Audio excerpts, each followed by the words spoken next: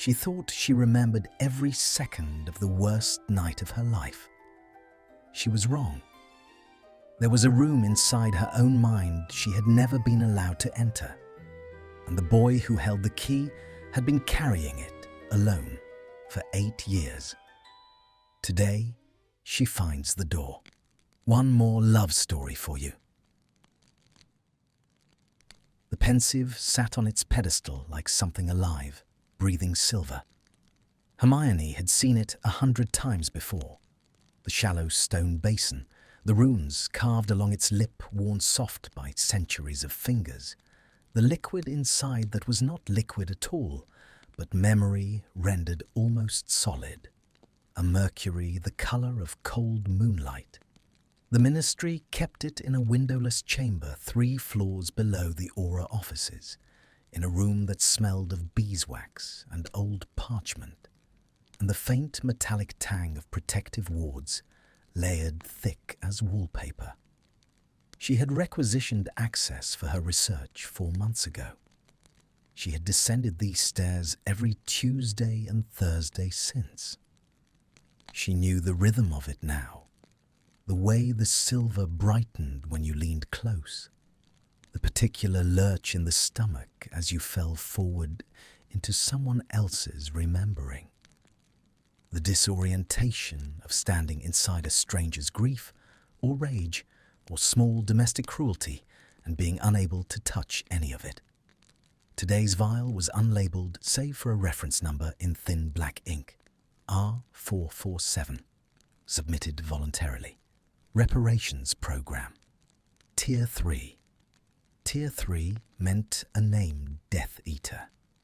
Tier 3 meant someone who had walked out of Azkaban on probation, or someone who had never gone in at all because a mother's testimony or a technicality or a very good lawyer had kept them free. Tier 3 memories were the hardest to watch.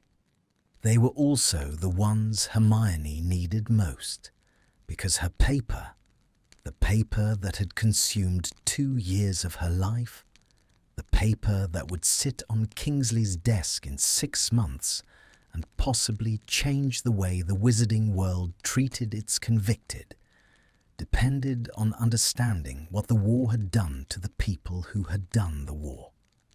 She uncorked the vial. The silver inside it shivered. She poured it into the basin and watched the memory pool, and for a moment, before she lowered her face to the surface, she felt the strange prickle she sometimes got on these afternoons. The sense that the room was leaning toward her, that the stone walls were listening. She put it down to too much coffee and not enough sleep. She tucked a stray curl behind her ear. She bent forward. The fall. The world tipping sideways. The landing. She was standing in Malfoy Manor. She knew it before her eyes had fully adjusted. The smell told her first. The particular dry sweetness of the drawing room's old carpets, the wax of the candelabras, something floral and long dead, like pressed violets kept in a book. Then the light. High windows draped in heavy damask, the late afternoon sun pushing through in narrow, gold-shot bars that caught the dust motes and held them suspended. Then the silence. That peculiar silence of very old, very wealthy houses, the kind that hums beneath the ear like a held note. And then the screaming. Hermione flinched before her mind caught up to what she was hearing. A woman's voice, ragged, hoarse, scraped raw from the throat. A voice she should have recognized, and did not, because the voice was her own. She turned.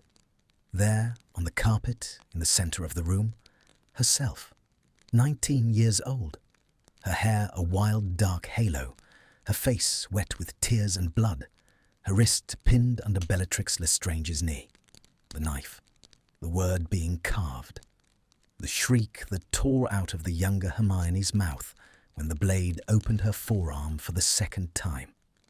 The older Hermione, standing 3 feet away in her sensible ministry robes, put a hand to her own mouth and did not move.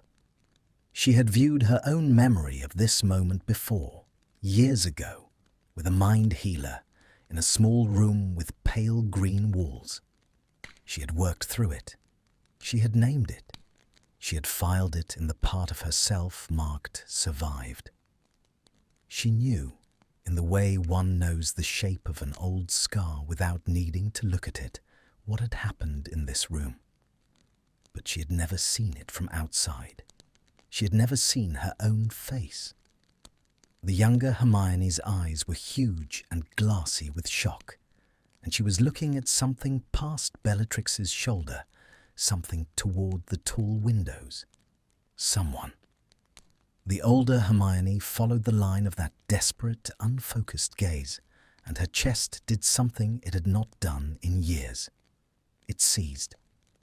Draco Malfoy stood by the windows. He was not moving. His hands hung at his sides. His face was the colour of parchment left too long in sunlight. Not pale as in fair, but pale as in drained, as in something the blood had gone out of. His mouth was pressed into a line so thin it was hardly a mouth. He was watching. He was not doing anything. He was watching, and his jaw was working, and his left hand was clenched so hard around the bone of his own wrist that Hermione could see, even from this distance, the white knuckle press of knuckles. He looked 19. He looked 60. He looked like a boy who had forgotten how to be inside his own body. The memory view shifted. The Pensieve did that sometimes, jerking the watcher forward through the parts the rememberer had not been able to hold on to. And suddenly, the room was emptier. Bellatrix was gone. Greyback was gone. The howls and the scrape of furniture and the crash of a chandelier shattering somewhere overhead, all gone. The silence that followed was the wrong kind of silence. It was the silence that follows a held breath, not the silence that precedes it. Her younger self was still on the carpet, still bleeding, still curled around the cradle of her own wounded arm. Her eyes were closed now. Her chest rose and fell in shallow, rapid pushes, the rhythm of someone trying very hard to stay inside her own skin. And Draco was kneeling beside her. Hermione, the watching Hermione, the standing in her robes Hermione, took a step closer without meaning to. Her hand came up as if to stop him, or to touch him, or to touch her younger self, and passed through air. She had forgotten for a half-second that she could not interfere. He was not speaking. He was only looking at her, and his face had changed. The composure he had held by the window, that terrible, tight, trained composure of a son who had watched his mother's house become an abattoir, had fractured somewhere around the mouth. His eyes were wet, not weeping, wet in the way of eyes that have decided against their owner's wishes to do this thing. His hand moved, slowly, slowly enough that Hermione, watching, understood he was giving her younger self the chance to flinch, to refuse, to open her eyes and tell him no. Her younger self did not open her eyes. Her younger self was barely conscious. Hermione remembered this part, remembered the sound of her own blood in her ears like the sea, remembered the grey edges of her vision narrowing to a single pinprick of candlelight. His hand found her cheek, just his fingertips, 4 of them, light as paper along the curve of her jaw. His thumb moved once, a single pass, gentle, across the line of her cheekbone, wiping blood away, or a tear, or nothing at all. A gesture too intimate to be anything but accidental. A gesture no one had taught him, and no one was watching him perform. Hermione, the watching one, made a small sound she did not hear herself make. He leaned down. She She understood with a lurching clarity that felt physically wrong what he was going to do before he did it. She wanted to close her eyes. She did not close her eyes. She was a researcher. She was a witness. She had signed 3 forms in triplicate swearing that she would observe whatever she was given to observe without averting her gaze.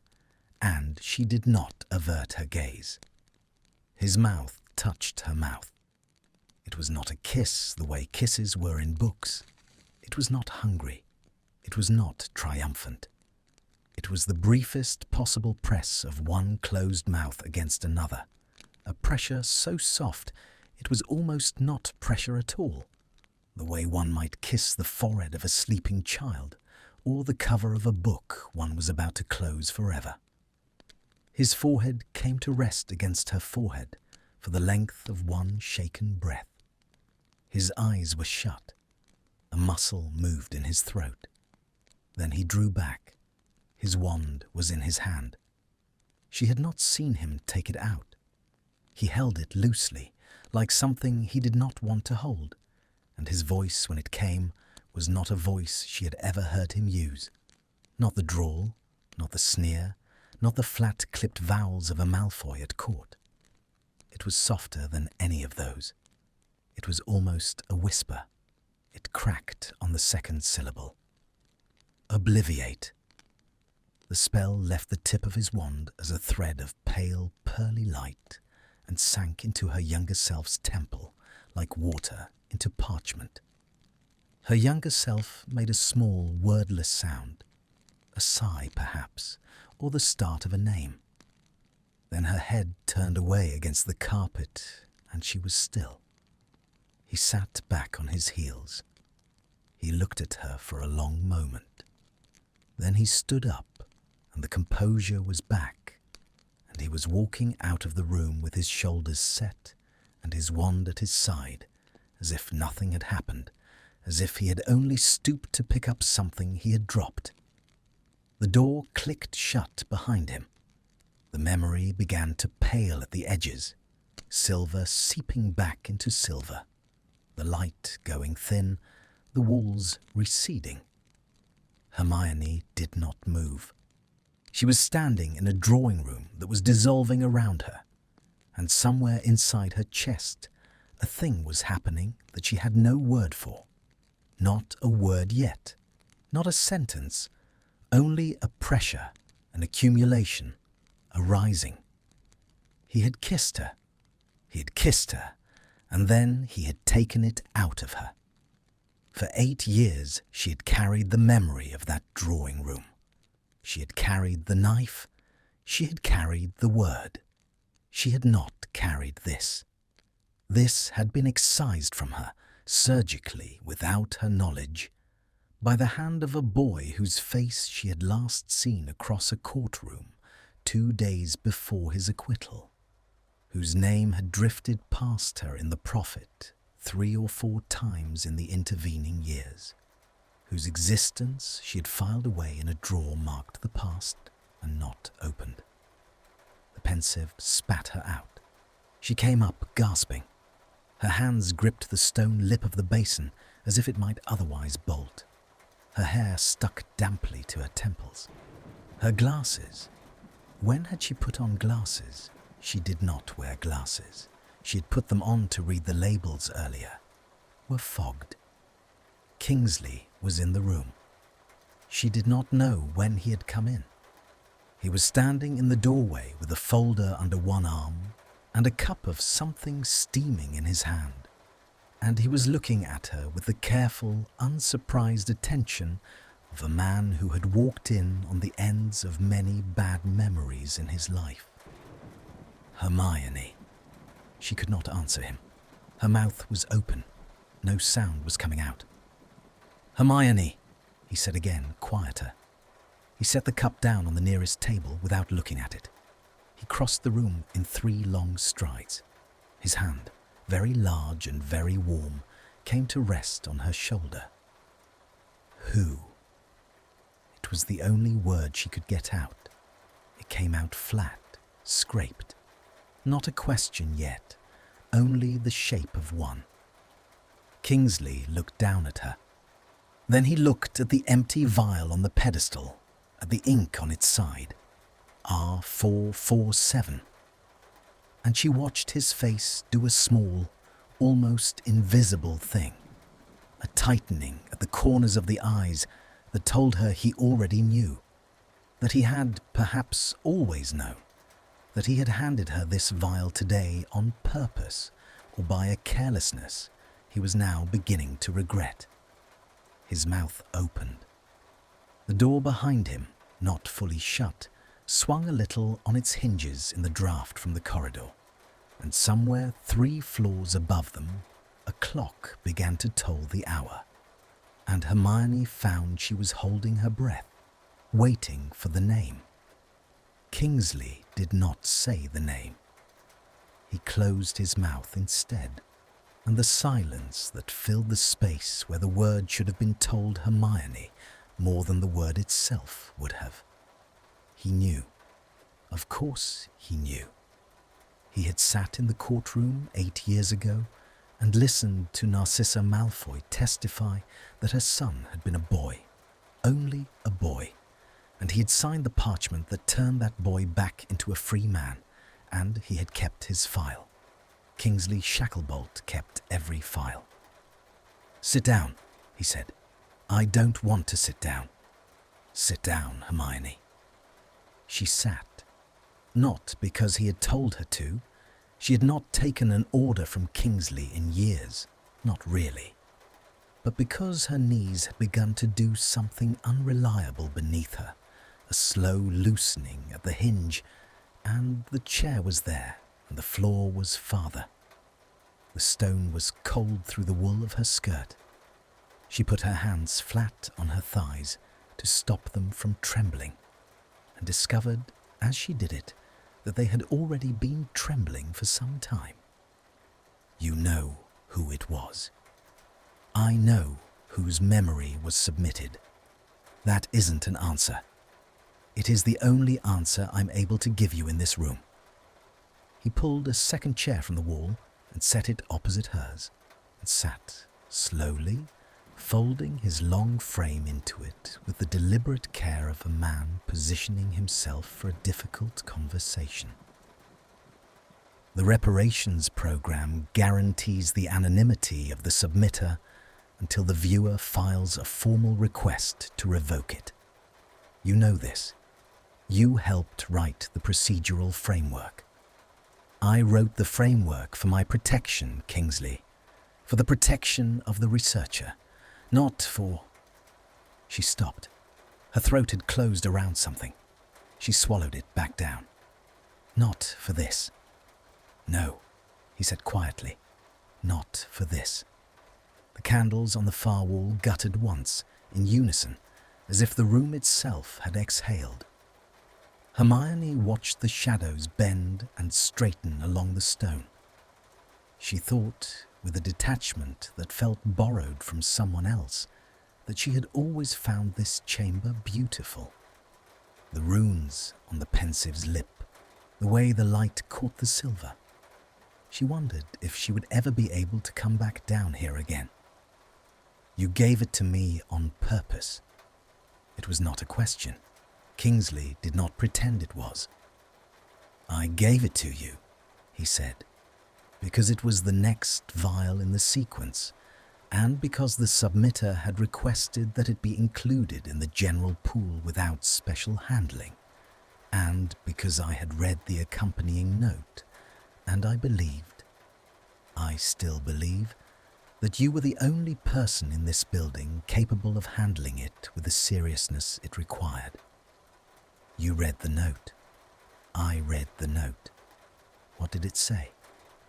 He hesitated. It was the first time she had ever seen Kingsley hesitate in his own ministry, and the hesitation lasted no longer than the space between 2 heartbeats. But it was there, and she saw it, and she filed it away. "It said," he told her, "this memory is submitted in full. No portions have been redacted. The submitter accepts any legal or disciplinary consequence that may follow from its disclosure.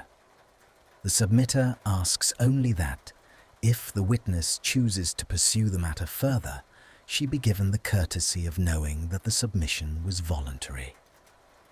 Voluntary? Yes. He volunteered it. Yes. She laughed. It was a bad laugh, thin and short, and without any shape of amusement in it, and it stopped almost as soon as it had begun. She pressed the heels of her hands against her eyes.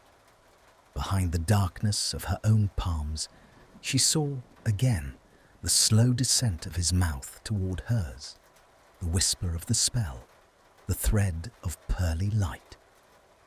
Why now? I don't know. You don't know, or you won't tell me. I don't know, Hermione. I am not in the habit of interrogating the motives of men who submit themselves to reparations without being asked. There are not so many of them that I can afford to discourage the practice. She lowered her hands. Kingsley's face, when she could see it again, was doing the thing his face did when he was being kind without wanting to look like he was being kind. The small softening around the mouth, the steadiness of the eyes, the deliberate ease of the shoulders. I want to know who it was. I thought you might. I am filing the request. Now, verbally, I will sign the parchment the moment you put it in front of me. I know. Then tell me. He did not tell her. He reached instead into the inner pocket of his robes and drew out a folded square of parchment, already prepared, already waiting, and laid it on the small table between them. A quill followed, an ink pot, the whole quiet apparatus of a bureaucracy that had known, before she had known, that this afternoon would end like this. She signed her name without reading what she was signing. The quills scratched. The ink bloomed. Kingsley lifted the parchment, waited for it to dry, tapped it once with the tip of his wand so that the ministry seal flared into place in the lower corner, and slid it back across the table toward her. At the top, in the same thin black ink as the vial, R447. Beneath it, in Kingsley's own careful hand, Draco Lucius Malfoy. She had known. Of course she had known. She had known from the moment the silver light had parted around the shape of a boy by a window. She had known with her stomach before her mind had caught up. But seeing the name written was a different thing from knowing, and her hand, when she lifted the parchment, shook so hard the letters blurred. Where is he? Hermione. Where is he? Kingsley. He looked at her for a long moment. She watched him weigh it. She watched him decide. He keeps a flat in Bloomsbury. He works 3 days a week in the archive, cataloguing confiscated dark texts for the research library. He has not been in the profit in 4 years. He takes tea with his mother on Sundays at a small cafe near Russell Square. He is, by every measure I am in a position to measure, a man who has spent 8 years trying to become invisible. The archive? The archive. In this building. In this building. 3 floors above us. He was here yesterday. He is not here today. She set the parchment down. Her hand had steadied. It was a strange thing, the way the body sometimes decided, without consulting its owner, that it was done trembling. She folded the parchment once, and once again, and slid it into the pocket of her robes, where it sat against her hip with a weight that did not match its size. I want to speak to him. I thought you might. Don't tell him. I want to summon him myself, through official channels. I want it on the record that I asked. I want it on the record that he came. Hermione. What? You do not have to pursue this. She looked at him. You have, he said carefully, every right to close the file, to leave this vial where it came from, to continue your research with another subject. The program will not penalize you. The board will not question you. No one outside this room will ever know that R447 was viewed by you specifically. I will see to it personally. You think I should leave it? I think, he said, that you have survived a great deal, and that survival is a fragile country, and that I would not be a good friend to you if I did not at least ask the question. She did not answer him at once. She sat very still in the stone chair, and she listened to the candles breathing, and she thought about the weight of the folded parchment against her hip, and she thought about the boy by the window with his knuckles white on the bone of his own wrist. He took something out of me, she said. Yes. Without my consent. Yes. And then he carried it for 8 years. So it appears. I cannot, she said, leave a thing like that unanswered, Kingsley. Not because I am angry. I don't even know yet if I am angry. I will be. I'm sure I will be. But right now what I am is... She paused, hunting for the word, rejecting 3 of them, settling on the one that fit. Owed. I am owed an account. He owes me an account, and I am going to require him to give it. Kingsley inclined his head, a single, slow nod, the movement of a man who had hoped she would say something else and had known she would not. I will have the summons on your desk in the morning. Thank you. Hermione? Yes. He will come. I know he will. What I mean, Kingsley said, rising, smoothing the front of his robes with the flats of his palms, is that he will come, even if the summons is worded in a way that permits him to refuse. He will come without a lawyer. He will come without protest. He will come the moment the owl reaches him. I know this because I have watched him for 8 years, and that is the shape of the man I have watched. I tell you this not to soften your approach, but because I think you should know, before you see him, what you are walking into. She looked up at him. You like him? I don't know him well enough to like him. I respect him. They are not the same thing. He crossed to the door. His hand rested on the iron ring of it, and he turned back, and for a moment, only a moment, the Minister for Magic looked simply like a tired man in a long coat, standing in a room full of other people's ghosts. Hermione. Yes. Whatever he tells you, however this goes, remember that you are not the one who did the wrong thing here. The impulse to extend grace to a remorseful man is a good impulse. It is one of the best things about you.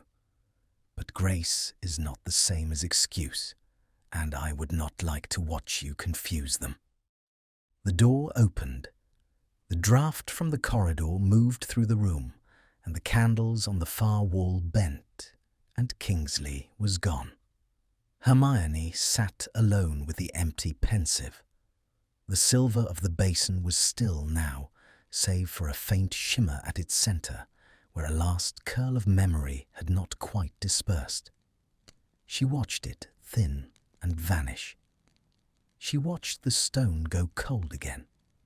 She drew the folded parchment from her pocket and smoothed it on her knee, and read the name, and read it again, and read it a 3rd time, and each time the letters were the same, and each time something inside her rearranged itself into a slightly different shape. Draco Lucius Malfoy. She had not said his name aloud in 5 years, possibly longer. She said it now, under her breath, in the empty room, and the 2 syllables felt foreign in her mouth. Not unpleasant, not pleasant, only strange, The way a word can be strange when you have not used it for a long time and your tongue no longer knows the measurements of it. She stood. She smoothed her skirt. She tucked the parchment more firmly into her pocket. She lifted her satchel from the back of the chair and slung it across her shoulder. She walked to the door with the steady, even pace of a woman who had decided, quite some time ago, that she would not be seen by anyone in this building to be shaken by anything that had happened in a windowless room. At the door, she paused. She looked back at the Pensieve. The silver shivered once, as if in farewell, as if something inside it had recognized her. She climbed the 3 flights of stairs to her office with a folded parchment in her pocket and a boy's pale face at the edge of her vision. And she did not, as she climbed, think about the press of his mouth against hers on the drawing-room carpet. She did not think about it with such deliberate, focused force that by the time she reached her own door, her jaw was aching from the effort of not thinking about it. And her hand, when she laid it flat against the wood of the door to steady herself, left a damp print that was still visible 3 minutes later when her assistant came down the corridor with the evening's post and asked her carefully whether she was feeling quite well. The rain began at 4 in the afternoon and had not stopped by 6. It was the particular London rain of late October.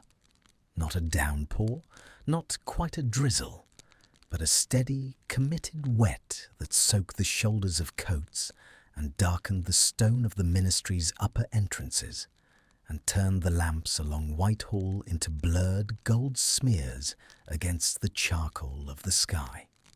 Hermione stood at the narrow window of her office and watched it fall on the courtyard 6 stories below. The glass was cold against her forehead. Her reflection, pale and doubled against the dusk, watched her back. The summons had gone out at 9 that morning. She had not worded it gently. She had not worded it harshly either. She had used the plain bureaucratic language the ministry preferred for these things. Mr. Malfoy is requested to attend an interview concerning memory reference R447 at the earliest convenience of the Department of Magical Law Enforcement, no later than 7 o'clock this evening. And she had signed it in her own hand and sealed it with her own seal, and she had watched the owl lift from the window and vanish into the low grey weather above the rooftops with a stone in her chest where her breath should have been. He had replied within the hour, "I will be there at 6. That was all. No greeting, no signature. His writing was smaller than she had expected and neater.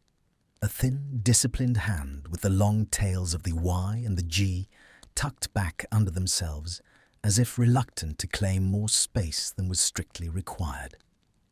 It was now 12 minutes past 6. She turned from the window. Her office, at this hour, had the deep amber quiet of a room lit by a single desk lamp and the banked embers of a fire that had not been properly tended since lunchtime.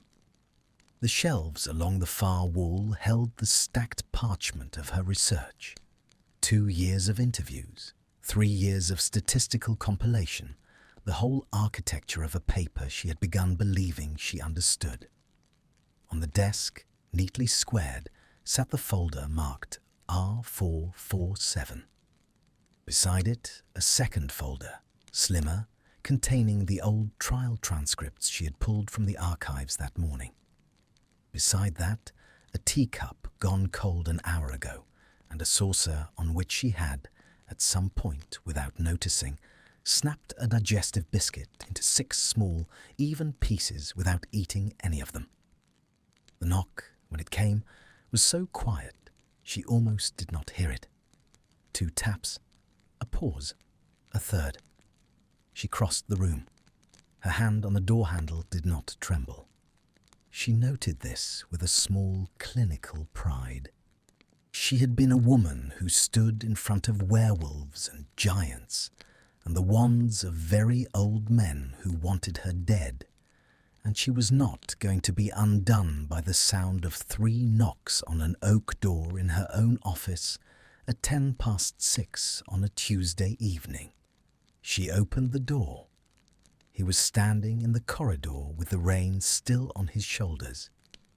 She had prepared herself, she thought, for the look of him. She had seen his photograph in the Prophet 4 years ago. A small, grainy thing, the corner of a page, some brief mention of the archives reopening, and she had extrapolated. She had added the years. She had imagined, with the detached care of a researcher, the wear the time would have laid into his face. She had been wrong about all of it. He was taller than she remembered, not in his height. He had stopped growing at 17, as most men did, but in the way he held it now, upright but not stiff, his shoulders set at the careful angle of a man who had trained himself not to take up more room than he had been given. The hair was shorter than she had ever seen it, cropped close at the sides. The pale gold of it darkened slightly at the crown by the rain. The planes of his face had gone sharper, the small softness of a boy's cheek long since pared away, and there was a faint line now between his brows that had not been there at 19. He wore a black overcoat, plain, well-made, unbuttoned over a dark wool suit with no pocket square and no pin and no crest and no visible concession at all to the family he had been born into. His hands were at his sides. His wand was not drawn. He was looking at a point somewhere just past her left shoulder. Mr. Malfoy. Granger. His voice had changed too. Or perhaps it had not changed, and she had only remembered it wrong. It was lower than she had expected, and quieter, and it came out of him without the trained drawl she had braced herself against, as if the drawl had been a costume he had stopped putting on some time in the last 8 years, and had not bothered to replace with anything else. Come in. He came in. He did it the way a man enters a room he has not been invited to, without looking around, without touching anything, his gaze fixed on the patch of rug 3 feet in front of his own shoes. She closed the door behind him. She heard the small click of the latch and her own heartbeat in her ears, and somewhere beyond the walls, the muted drone of the ministry's evening traffic, the last clerks going home, the rattle of the service lift, the distant laughter of someone on the floor above who did not know that Draco Malfoy had just entered the deputy head of research's office and was standing, coat dripping, in the middle of her rug. Sit down. I'd rather not, if it's... Sit down, please. He sat. The chair she had set out for him, the hard-backed oak one she reserved for interviews, deliberately chosen, deliberately uncomfortable, received him without comment. He sat on the edge of it, knees together, one hand flat on each thigh. He had taken off neither his coat nor his gloves. The gloves were black leather, close-fitting, and as she watched, he began, slowly, to work the fingers of the left one loose. He did it without looking at his hands. He did it the way a man does a thing he has done 1,000 times in the dark. She sat down behind her desk. The folder R447 lay between them. She did not open it. She did not need to. She placed both her palms flat on its cover and looked at him across the surface of her own desk, and he looked at the folder, and for a moment neither of them spoke. Rain moved against the window in a slow, considered wash. "You know why you're here." "I know why I'm here." "Say it, please." A muscle moved in his jaw. He had got the left glove off. He laid it on his knee, smoothed it with the flat of his bare hand once, and looked, finally, at her. His eyes were grey. She had forgotten they were grey. The grey of very old pewter, the grey of the Thames in February, and they were steady on her face in a way she had not expected and did not know how to meet. "You viewed the memory I submitted." "Yes." "And you've come to understand what I did." "I've come to understand," she said, measuring the words, "part of what you did. I've come to understand that you were present when I was tortured in your mother's drawing room, that I already knew. That is a matter of public record. I've come to understand that after—" She paused. She did not look away from him. She would not look away from him. "After my aunt was done, you knelt beside me on the floor, and you touched my face, and you kissed me, and you used a memory charm on me without my knowledge or my consent. Those are the 4 actions I have come to understand. If there is a 5th, I do not yet know what it is." He had gone very still. She had seen men go still in interview rooms before. She knew the varieties of stillness. The stillness of the liar, which is a held breath. The stillness of the guilty, which is a braced muscle. The stillness of the frightened, which is a small internal scuttling that the body has been trained to suppress. What she was looking at across her desk was none of those.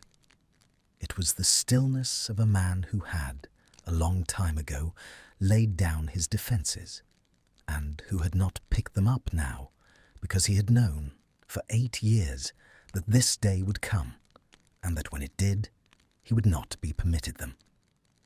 "Yes," he said. "Yes, to which part?" "To all of it. The 4 actions. You have them correctly." "Was there a 5th? "I cast a disillusionment over your forearm on my way out of the room so that the bleeding would not be visible when Greyback came back in. It held for about 6 minutes. It is the reason you were not carried back up by your hair. I have never told anyone that." "Why are you telling me now?" "Because you asked whether there was a 5th thing." She watched him. She watched the small, tight economy of his breathing, the way his bare left hand had begun, without his noticing, to worry at the edge of the black glove on his knee, folding a corner, smoothing it, folding it again. "Mr. Malfoy, Granger, why did you submit that memory?" He looked at the folder. He did not look at her. Because the reparations program was accepting 3rd-tier submissions from a closed list of participants, and I had been on that list for 2 years and had submitted nothing, and my caseworker, a woman called Pritchard, whom I have never met in person but who writes to me every 3 months, informed me in August that if I did not contribute a memory of material use by Michaelmas, I would be removed from the program, and the removal would be noted in my file. That is a procedural answer. It is the procedural answer, yes. Give me the other one. He was silent for a long moment. The rain against the window moved through a minor change of weather, a brief acceleration, a thickening, and subsided again into its earlier rhythm. The fire in her grate, which she had not fed since lunch, gave up the last of its warmth in a small, soft collapse of ash. "Because," he said, and stopped. She waited. "Because I have been carrying it for 8 years," he said. "And I had begun to understand that I was not going to set it down by my own effort, and that if I did not give it to someone, it was going to outlive me, and that of all the people in the world to whom it might reasonably belong, the person to whom it belonged most was you. It was your memory. I took it. I had no right to it. I submitted it to the program because the program was the only framework in which I could return it to you without..." He stopped again. He looked briefly at the ceiling. She watched his throat work. "Without what?" "Without placing you under any obligation to see me." She found she could not speak for a moment. "And yet, here I am," he said, and the faintest curve moved at one corner of his mouth. Not a smile, not anything like a smile, only the shape a mouth makes when a man acknowledges, dryly, that he has been outmaneuvered by his own conscience. So, the framework has its limits. "Mr. Malfoy." "Granger." "I am going to ask you one question, and I am going to require an honest answer. And if the answer is that you do not know, I will accept that, but I will not accept anything else. Do you understand?" "I understand." She took a breath. She laid her hands flat on the folder between them. She looked him in the grey, steady eye. "Why did you kiss me?" He did not answer at once. The bare hand on his knee closed very slowly around the black glove and did not let it go. Outside, the rain pressed against the window, and somewhere far below in the building, a door shut with a sound like a full stop, and Draco Malfoy opened his mouth to answer her, and drew a breath, and was, at the first shape of the first word, interrupted by the long, dim chime of the ministry clock beginning, from a great distance, to toll the hour of 7. The 7th chime faded into the stone. Neither of them moved while it sounded. He sat with the glove crushed in his fist, and the word he had not yet spoken still shaped in his mouth. And she sat with her palms flat on the folder, and her breath held. And the long, dim note of the clock walked through the walls of the building, and died somewhere in the rafters above them, and the rain filled in the silence it left behind. "Mr. Malfoy, Granger, answer the question, please." He opened his hand. The glove, when it fell, made no sound against the wool of his trousers. He looked down at it for a moment, as if he did not remember having held it. "I don't know," he said. "I said I would accept that answer if it was true." "I know you did. Is it true?" He was quiet. He lifted his eyes to hers, and the grey of them had gone darker, the pupils wide in the amber of the desk lamp, and she saw in his face the small, exhausted labour of a man trying to be precise about something he had never been permitted to say aloud. "It is true, in the sense that I cannot give you a single reason," he said, "because a single reason would be a lie, and I promised you I would not lie. It is not true in the sense of I don't know what I did or why. I know exactly what I did. I have known every morning for 2,922 mornings exactly what I did. What I do not know is how to arrange the reasons in an order that would satisfy you, or me, or the people who would judge both of us if they ever heard it.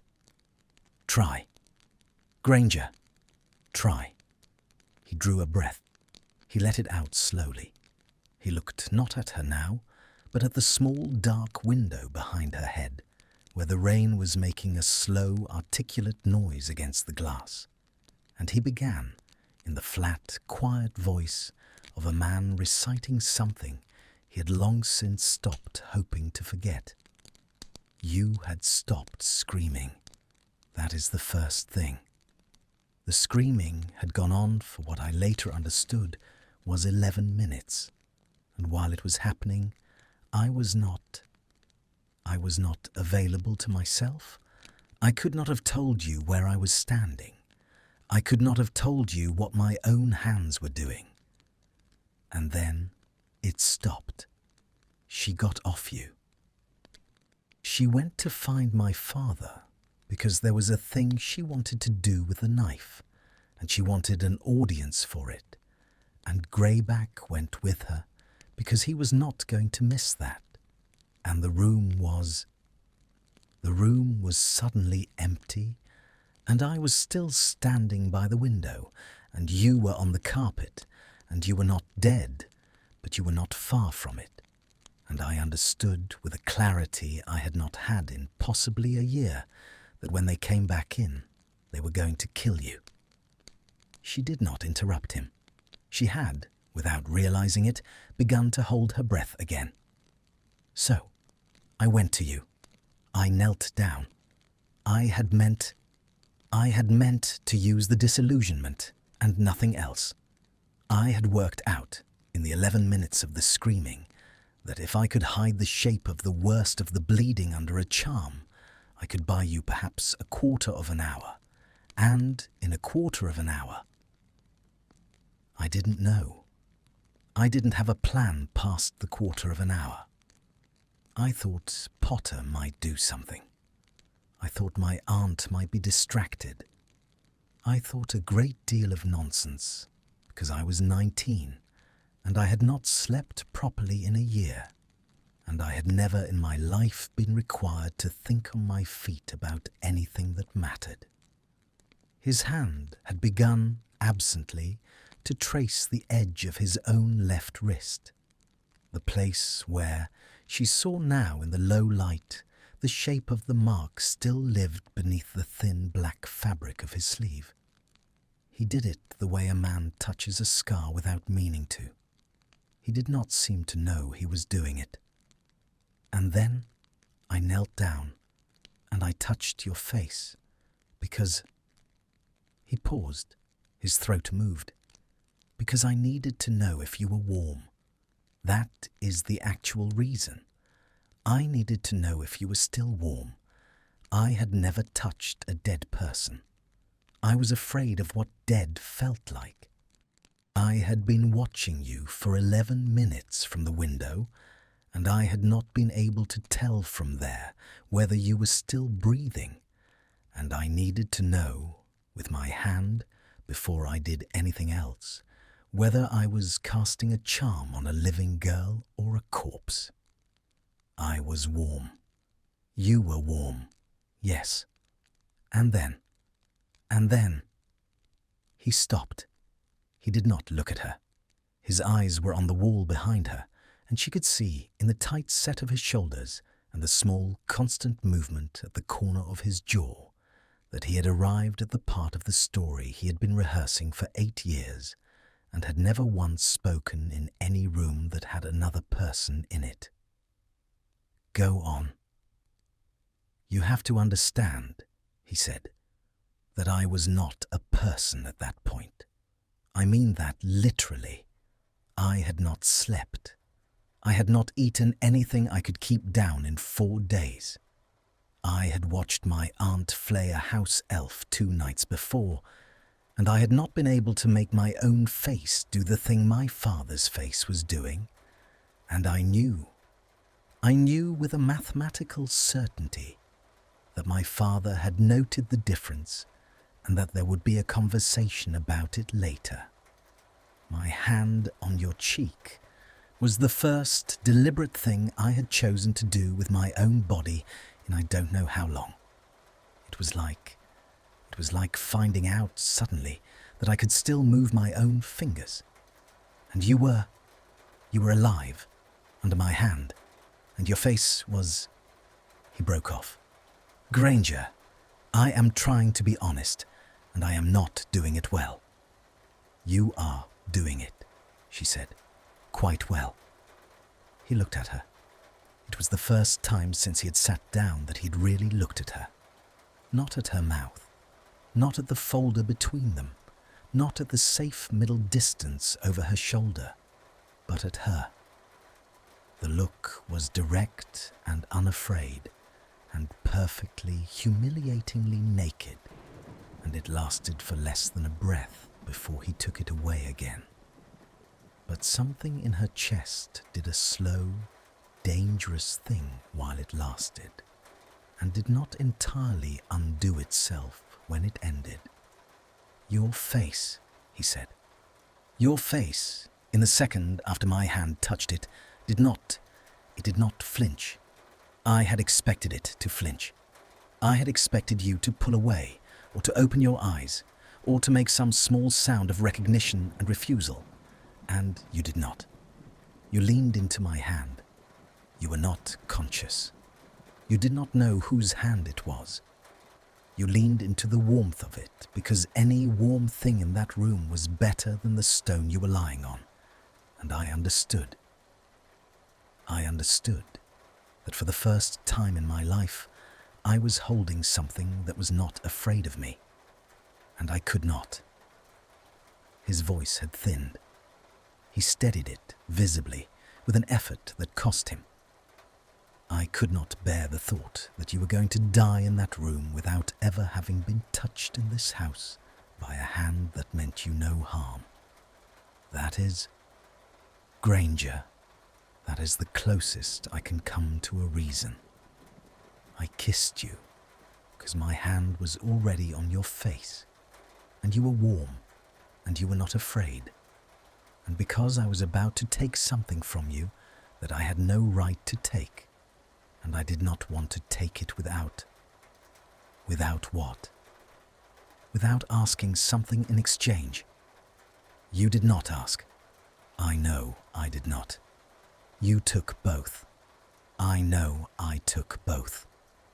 The rain had slowed.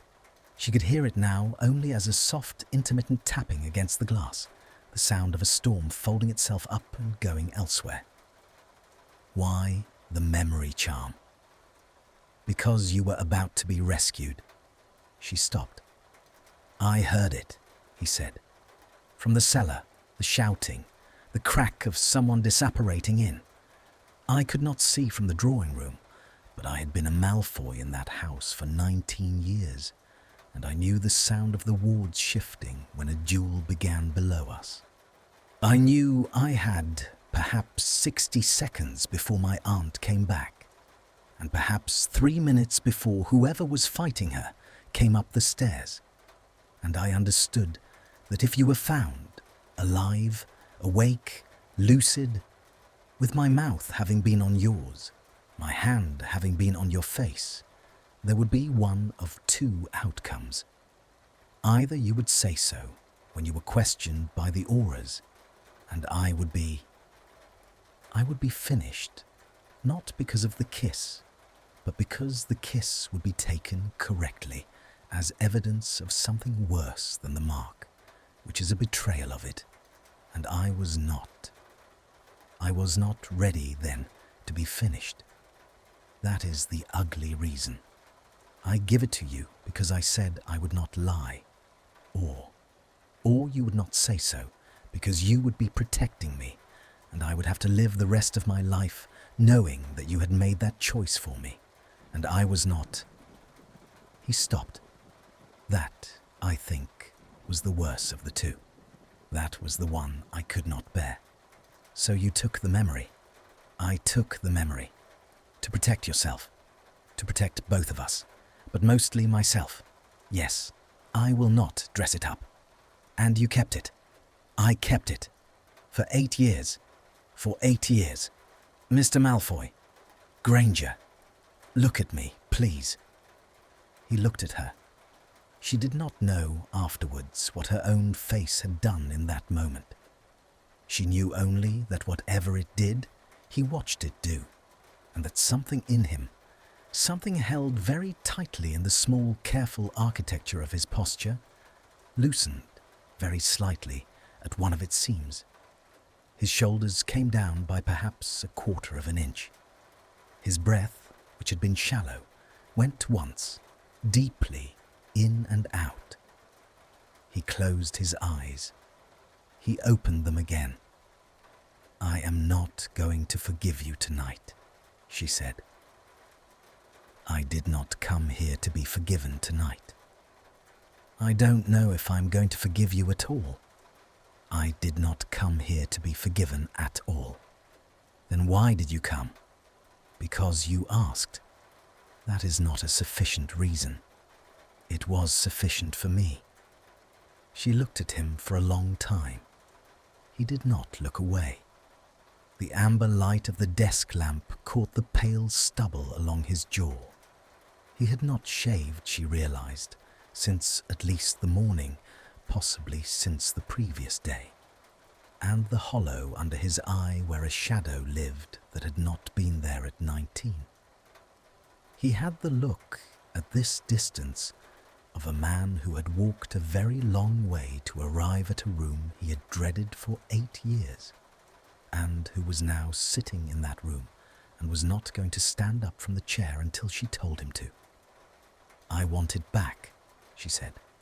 "I'm sorry. The memory. I want it back. I want to know what happened in that room from the inside, not from 3 feet away in a Pensieve. I want to stand up from my own desk tomorrow morning and know with my own body what your hand felt like on my face.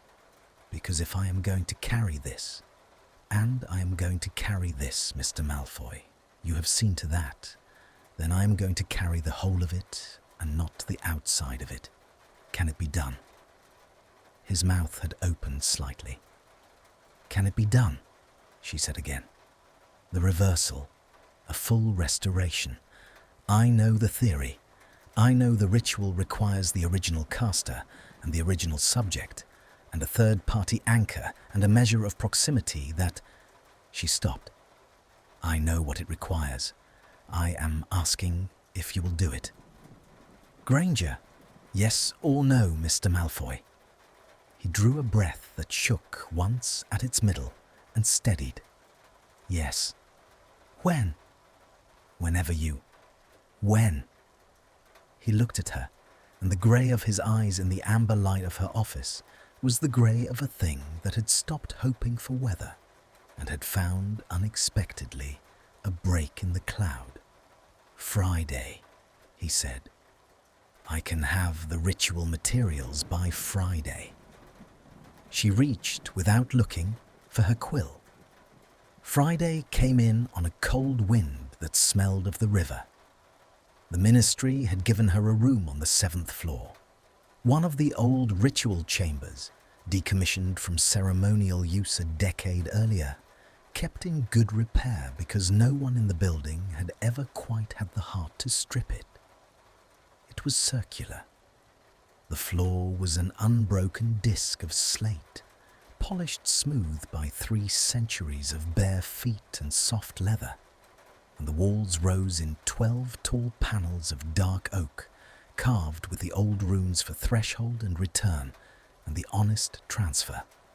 The ceiling was domed, and at the centre of the dome, a single narrow skylight let in a thin bar of iron-grey afternoon. She arrived at 3:15. The ritual was set for 4. Kingsley had wanted to be present. She had refused him. She had refused the 2 auras he had offered as witnesses. She had refused the mind healer on call and the ethics observer and the junior unspeakable who had been assigned quite earnestly to take notes. She had insisted on one other person only, Padma Patil, qualified legilimens, bound by professional oath.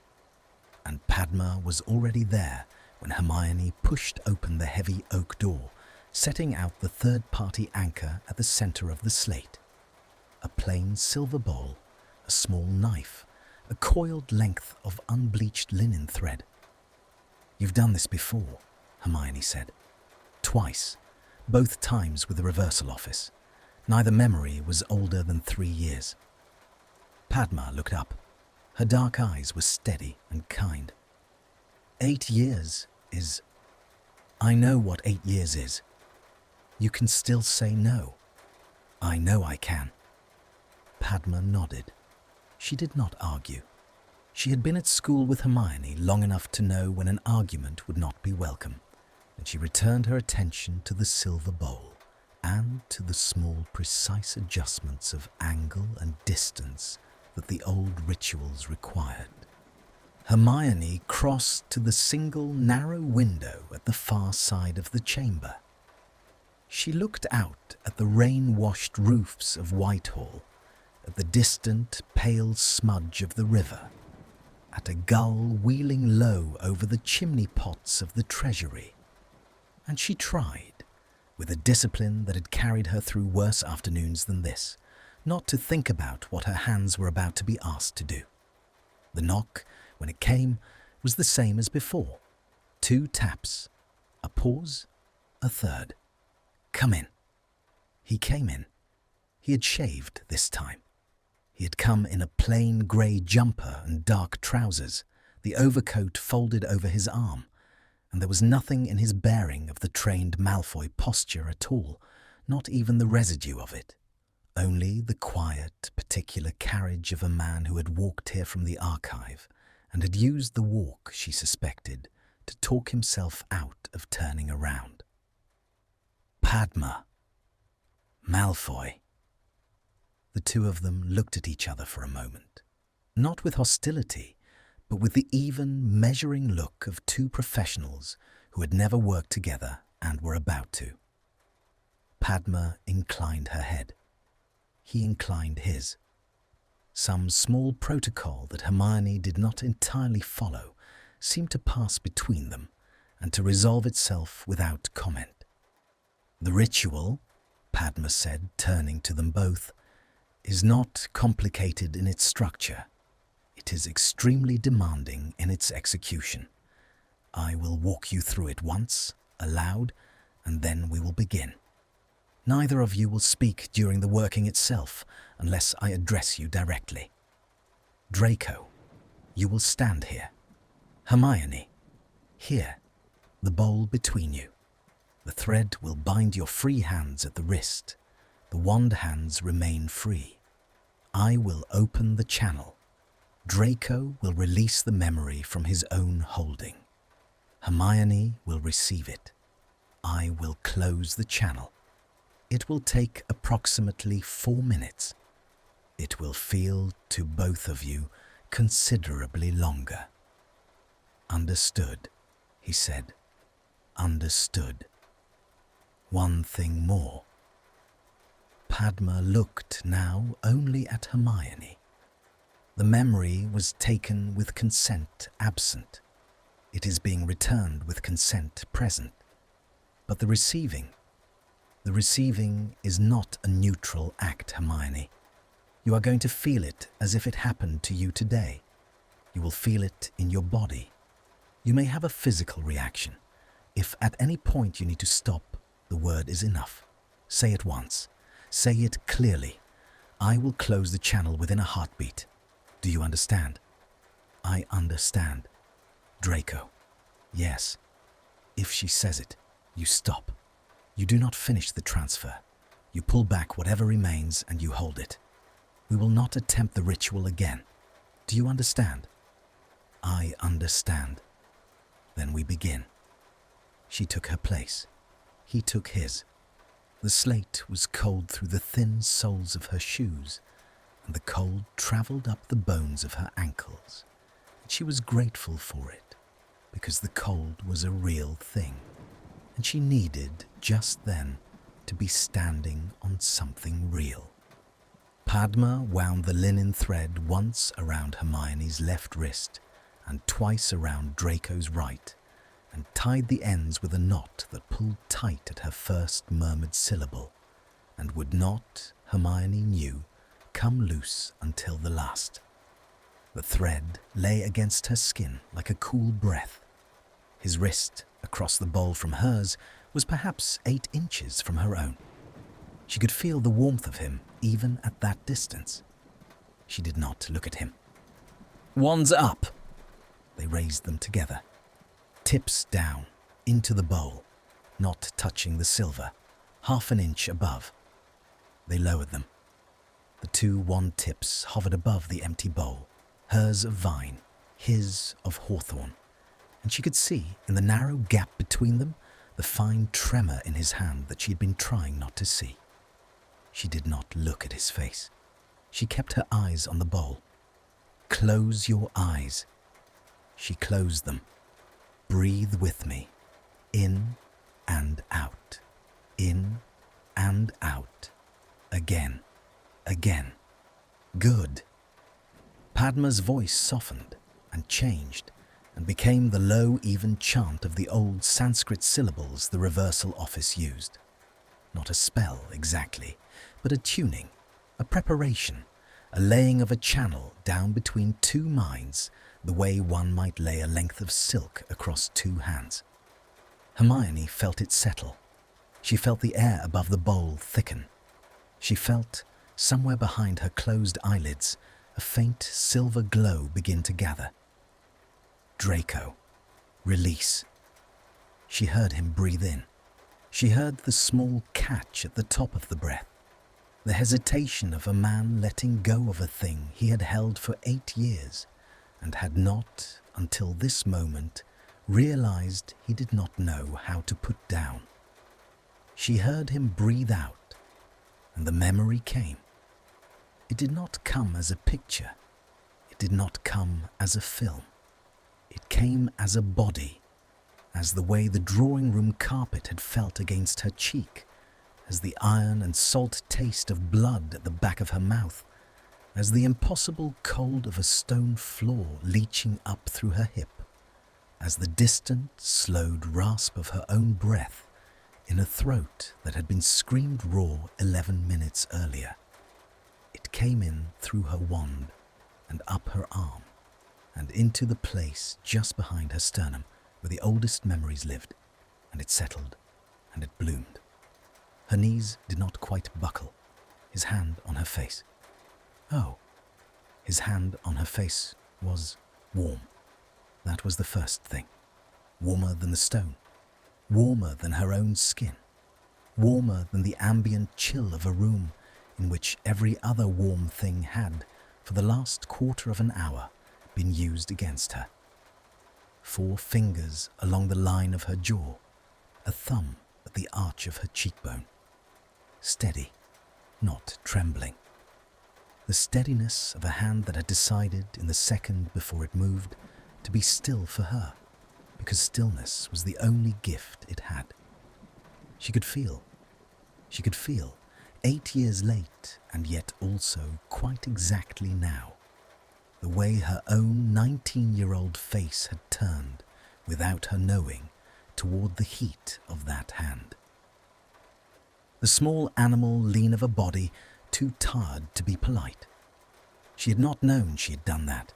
She had not known her own face had told him yes before she had even understood she was being asked anything. And then his forehead against her forehead. And then the breath, his breath, held, then released in a shape that was almost a word and not quite, against her mouth. And then the mouth. Not a taking. She had braced for a taking. She had braced for the old bitter taste of an entitlement. She had braced for the memory of a boy who had believed, at 19, that he was owed. The mouth against hers was not that mouth. The mouth against hers was careful. The pressure of it was the pressure of a hand placed on a grave. The pressure of it was a goodbye. The pressure of it was a small, frightened, holy thing, offered in the half-second before a darker thing had to be done. And she felt now, with her own body, what her 19-year-old self had not been awake enough to register. The slight, involuntary shape of her own lip lifting, almost, to meet his. Almost. Not quite. The kiss ended. The forehead against forehead held for one more heartbeat. The hand drew back. Somewhere outside the shut horizon of her own eyes, a wand rose. Obliviate. The voice cracked on the second syllable, and she knew now, feeling it from inside, what that crack had been. It had been the voice of a boy trying very hard not to weep while casting a spell he did not want to cast, and failing in the small private way of the mouth and carrying on. The pearly light sank into her temple. It was not a violence. It was not, at least, the violence she had prepared herself to feel. It was a gentleness that had no business being a gentleness, and was one anyway. He had held her face while he did it. He had held her face while he did it. And that, more than anything else in the memory, was the thing that did not let her go. She came back to the ritual chamber with a sound she did not recognize as her own. A small sound, not a cry, a held breath, released. "Channel closing," Padma said very quietly. 3, 2, 1. Done.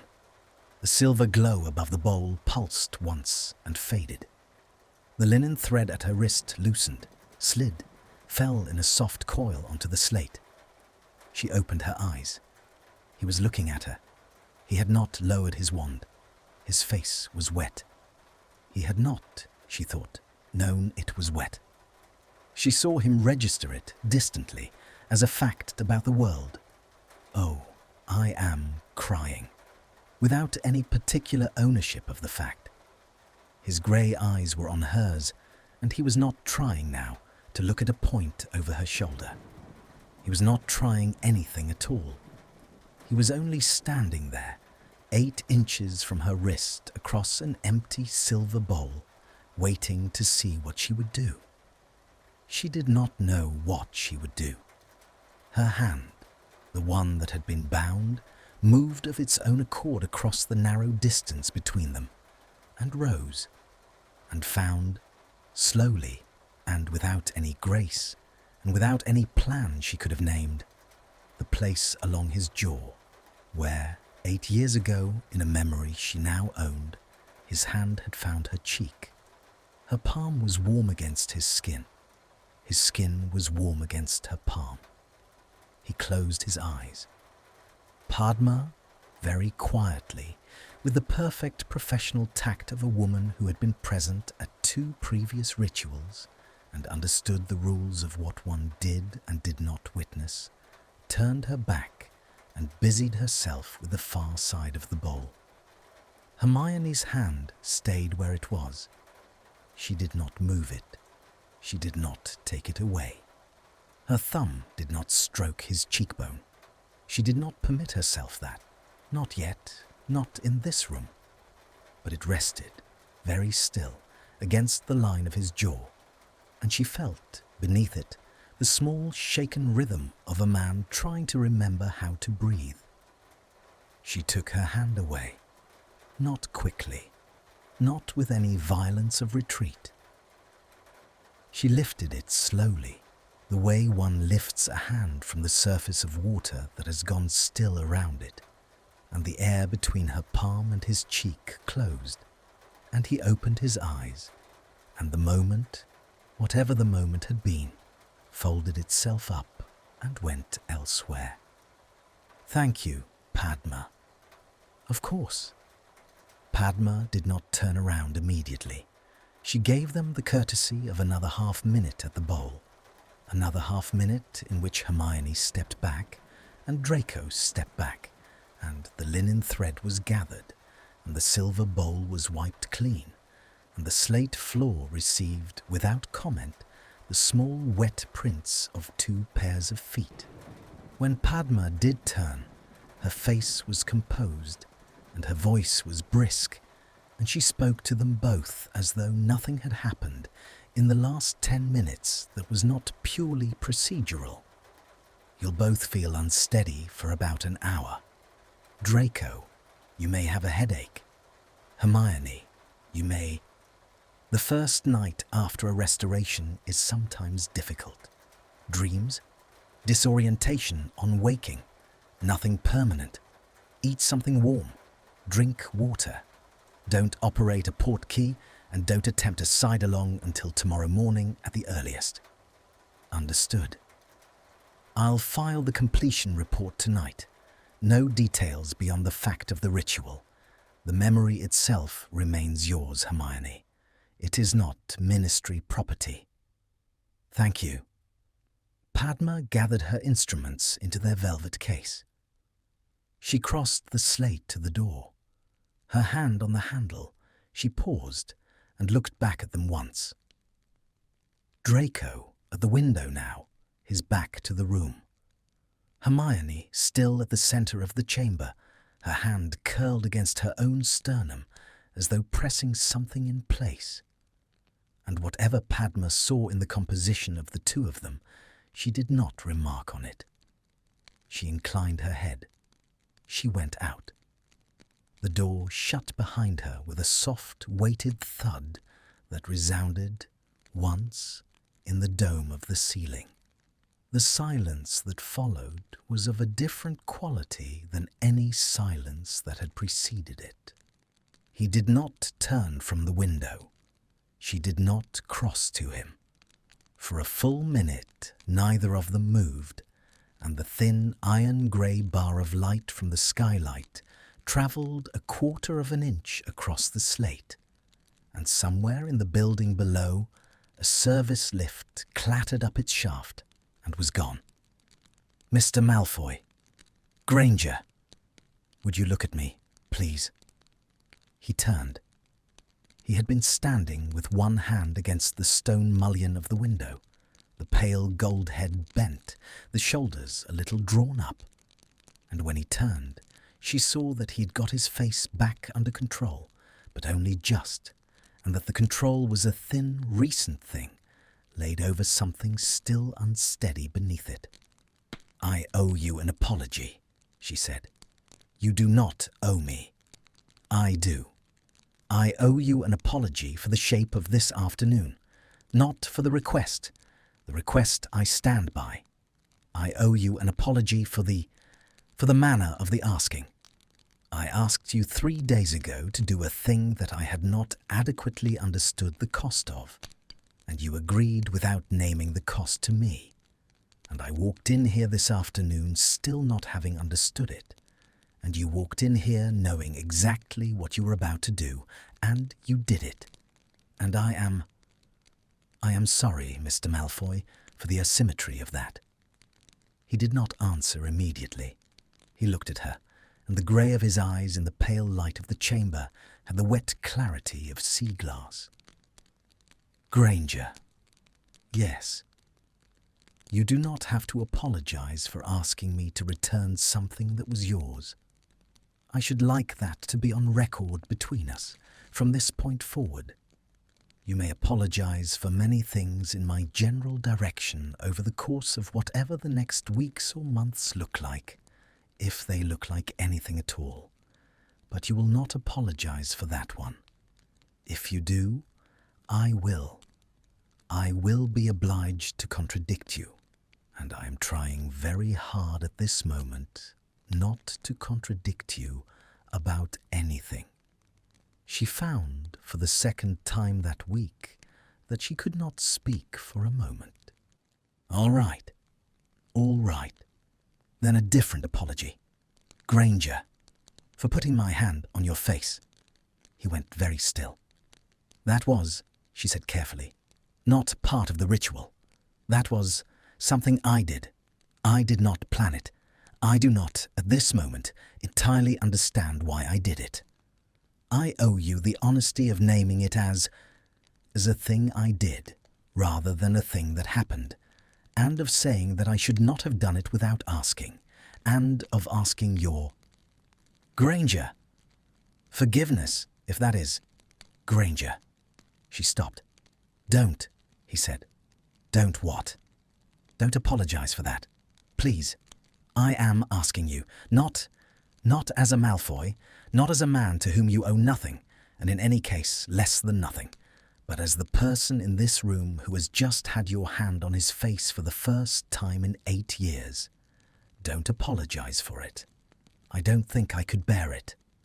Her own hand, the offending one, had curled itself against her sternum again. She made it uncurl. She let it hang at her side. She looked at him across 12 feet of polished slate, and the thin bar of skylight light lay between them like a drawn sword. "Then I won't. Thank you. But we, yes, are going to have to, yes, speak at some point about, I know, not here, not in this building. No. There's a small coffee house," she said, "on Marchmont Street, near Russell Square. I go there on Saturday mornings. It opens at 8. I do not, as a rule, invite anyone to go with me." She watched him understand what she was saying.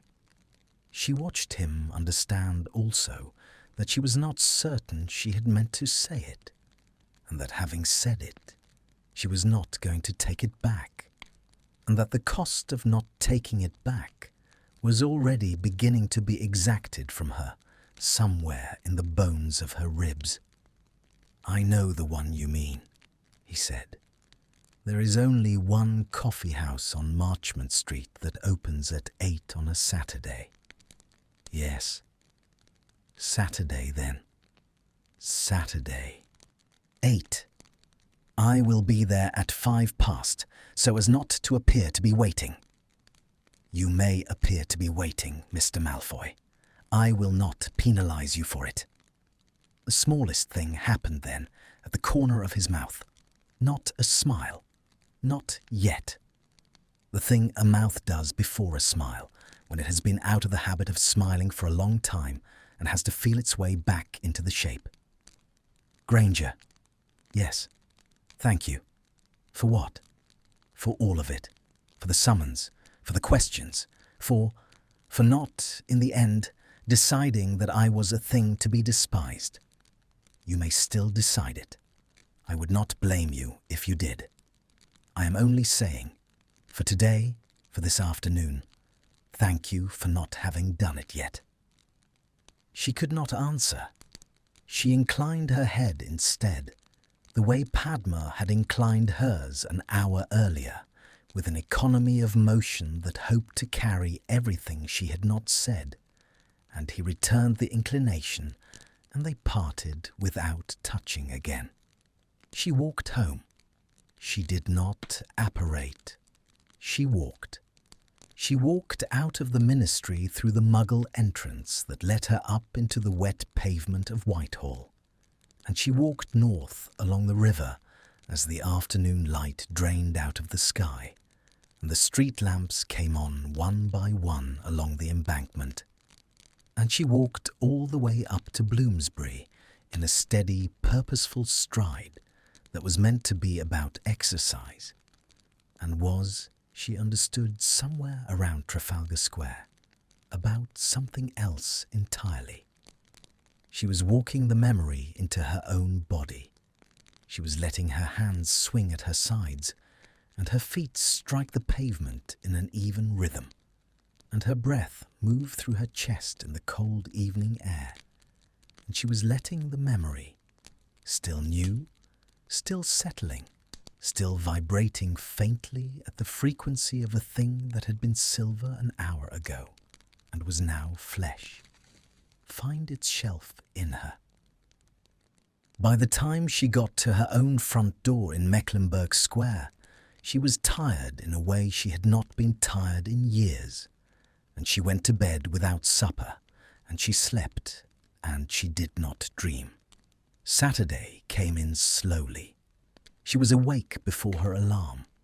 She lay in bed watching the pale October sun make its slow way up her bedroom wall, and she thought about her own hand on a man's jaw in a ritual chamber, and she thought about a boy's mouth on a drawing-room carpet 8 years ago, and she thought about the fact that these two things were now, somehow, in her own body, parts of the same continuous story, and she did not know what to do with that, and she got up at 7:30 and dressed carefully in a jumper the colour of oatmeal and a dark wool skirt and the good boots, and she walked to Marchmont Street. He was there at 5 past, exactly as he had promised. He was sitting at the small table nearest the window, and he had a cup of black coffee in front of him, and he had not touched it, and he rose when she came in, the way a certain kind of man still rose when a woman came into a room.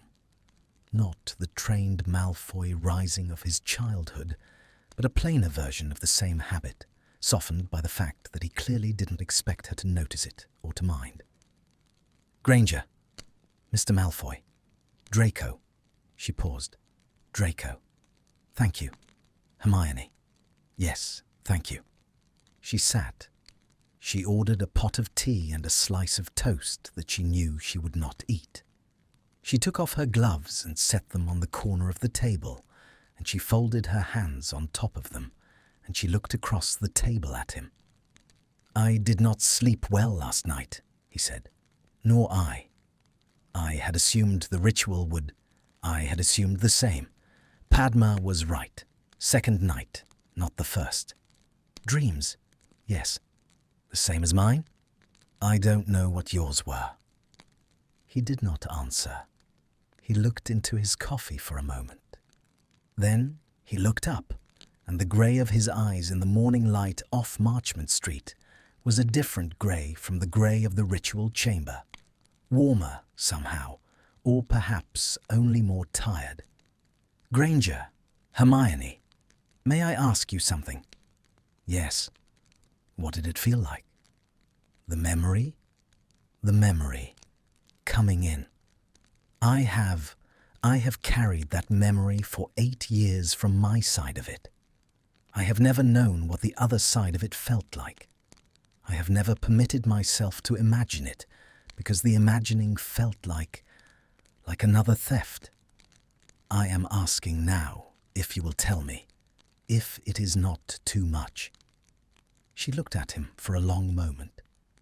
The cafe was very quiet around them. The soft chime of a spoon against a saucer at the next table, the wet hiss of the espresso machine, the distant bell over the door as someone new came in and someone else went out. And the sun was coming through the window at an angle that caught the fine pale stubble along his jaw. And she thought, with a clarity that surprised her, with a clarity that she would spend the rest of the morning trying and failing to talk herself out of, that she was going to have a very difficult time going forward, pretending she did not want to put her hand there again. She drew a breath.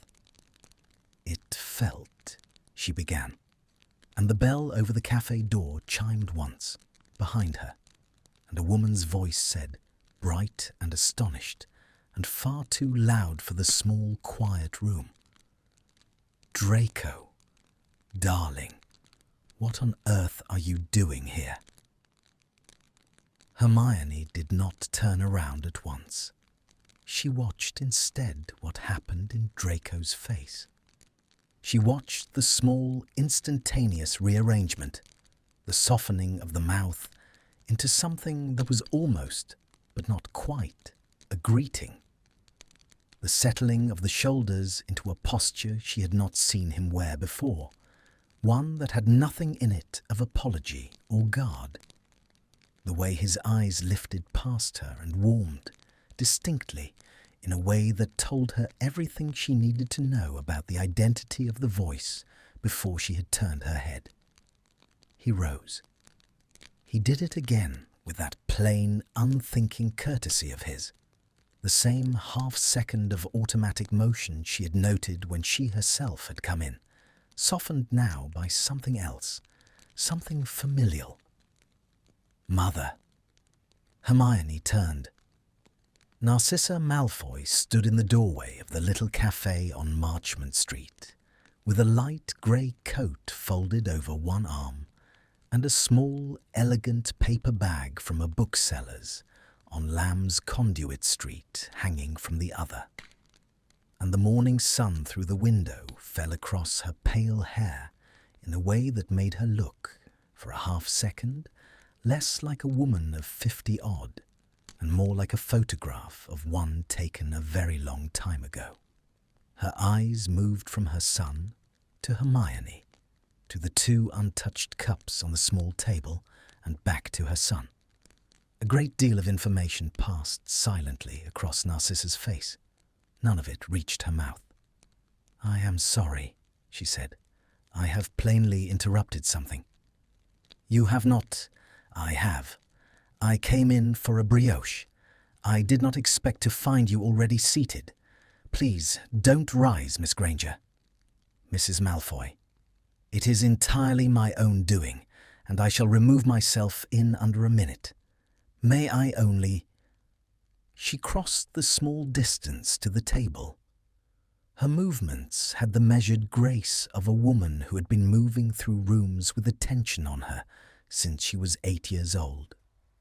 She laid one gloved hand very lightly on the back of her son's chair. She looked down at him.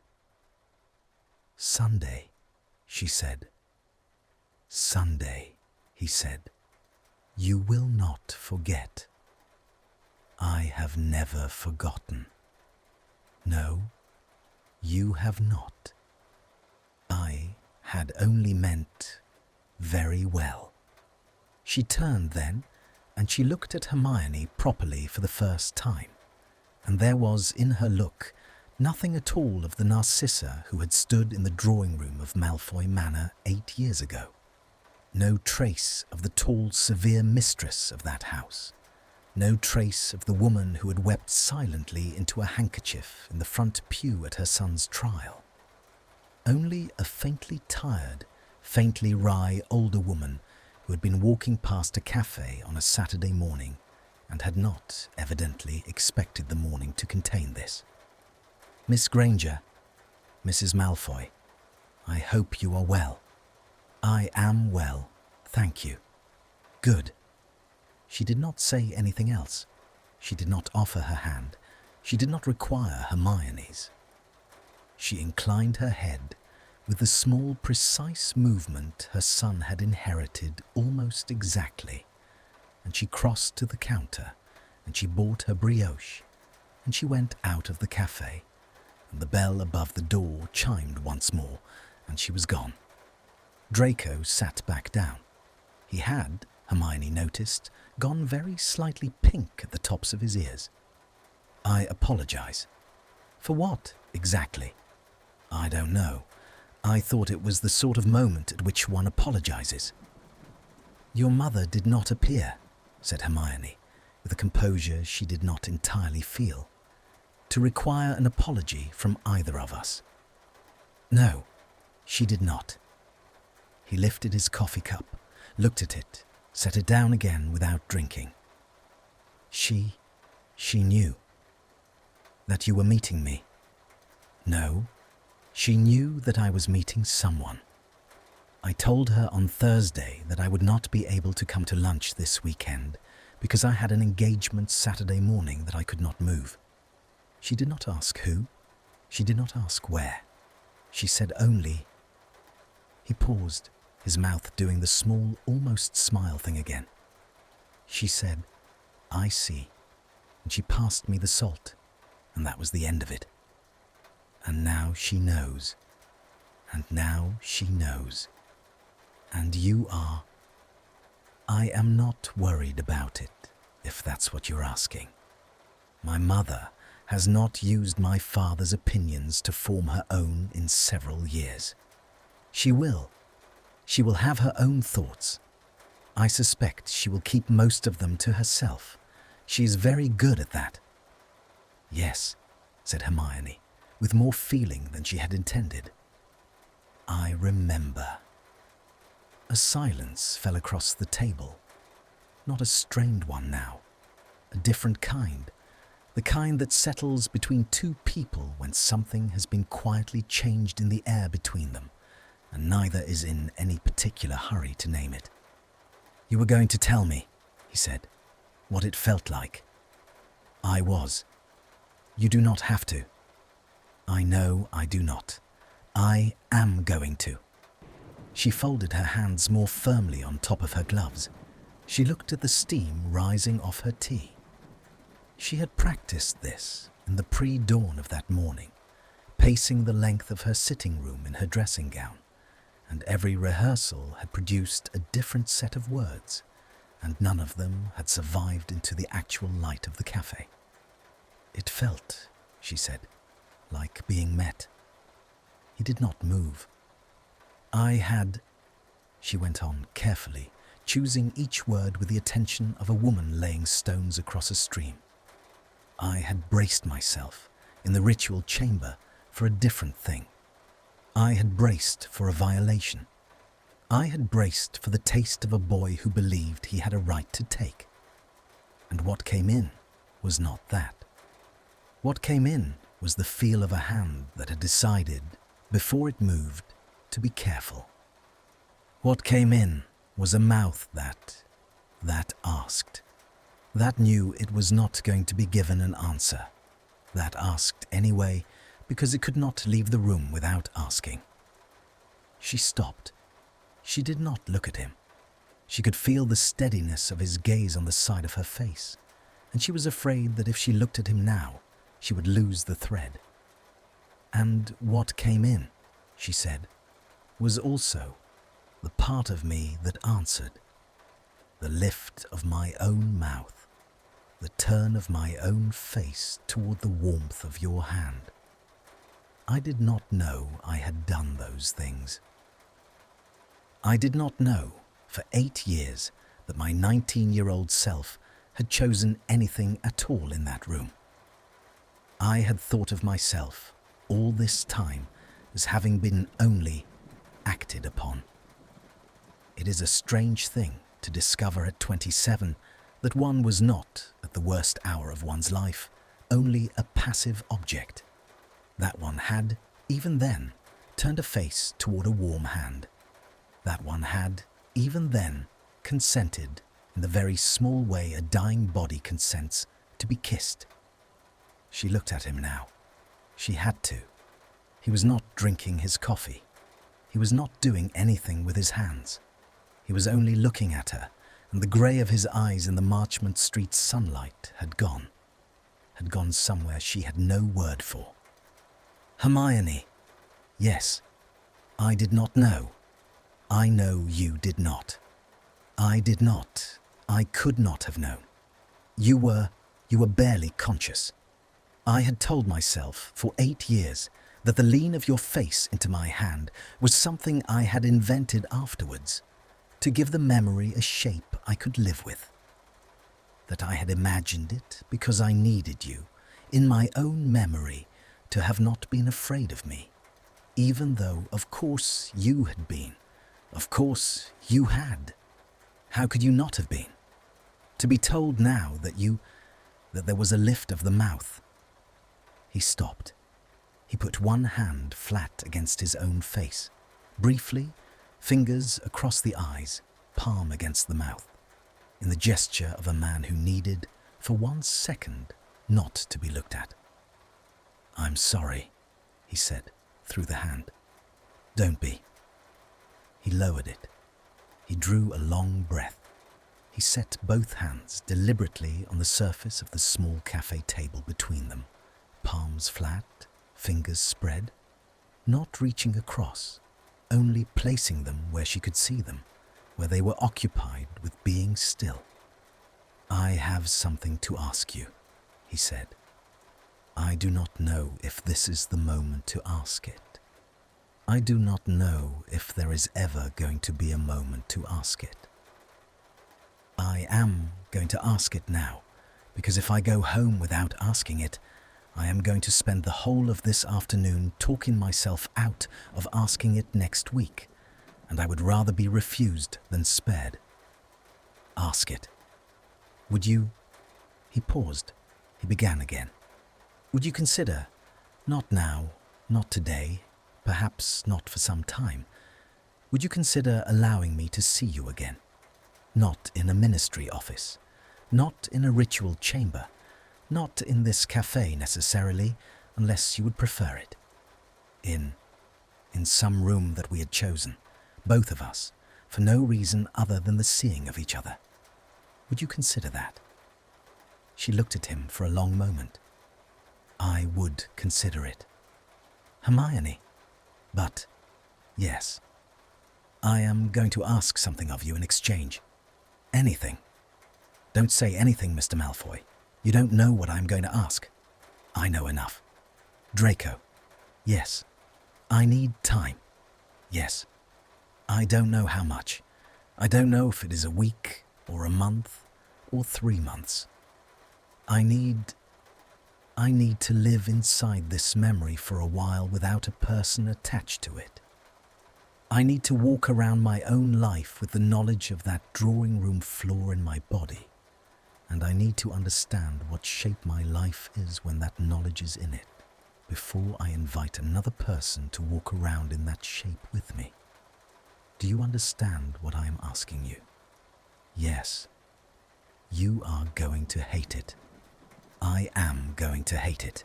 That is entirely beside the point. I am going to do it. I will write to you. I would like that very much. I may not write often. Write when you can. I may, at some point in the next weeks, write to tell you that I have changed my mind and that I cannot, after all, do this. Can you live with that possibility? He did not answer immediately. She watched him weigh it. She watched him be honest with himself. She watched him come up, finally, with the answer that was neither the comforting answer nor the gallant one, only the true one. No, he said, not easily. But I can live with it more easily than with the alternative of not having asked. And I would rather you arrive at a no you are certain of than a yes you are coaxed into. So, yes, with difficulty, yes. Thank you, Hermione, yes. Whatever you decide, whatever the letter says when it comes, I want you to know that the 8 years of my life before this week are worth more to me now than they were at the beginning of this week. Because the memory I carried was a private thing, a thing between me and a girl on a carpet who did not know I was carrying it. It was a grief. And now it is not only a grief. It is a conversation we had in a ritual chamber and in this cafe and on a rainy Tuesday in your office. And those conversations cannot be taken away from me, whatever happens next. Even if we never see each other again, even if the letter that comes is a kind, brief, careful letter saying no. The last week has unhooked something in me that has been hooked for a very long time. I wanted you to know that before you walked out of this cafe, in case the letter is a no, and I do not have another chance to tell you. She could not speak. She reached instead across the small table, and she laid one of her hands briefly over one of his.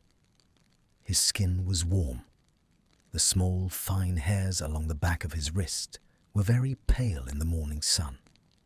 His fingers did not move beneath hers. He did not close his hand around hers. He did not turn his palm up to meet her.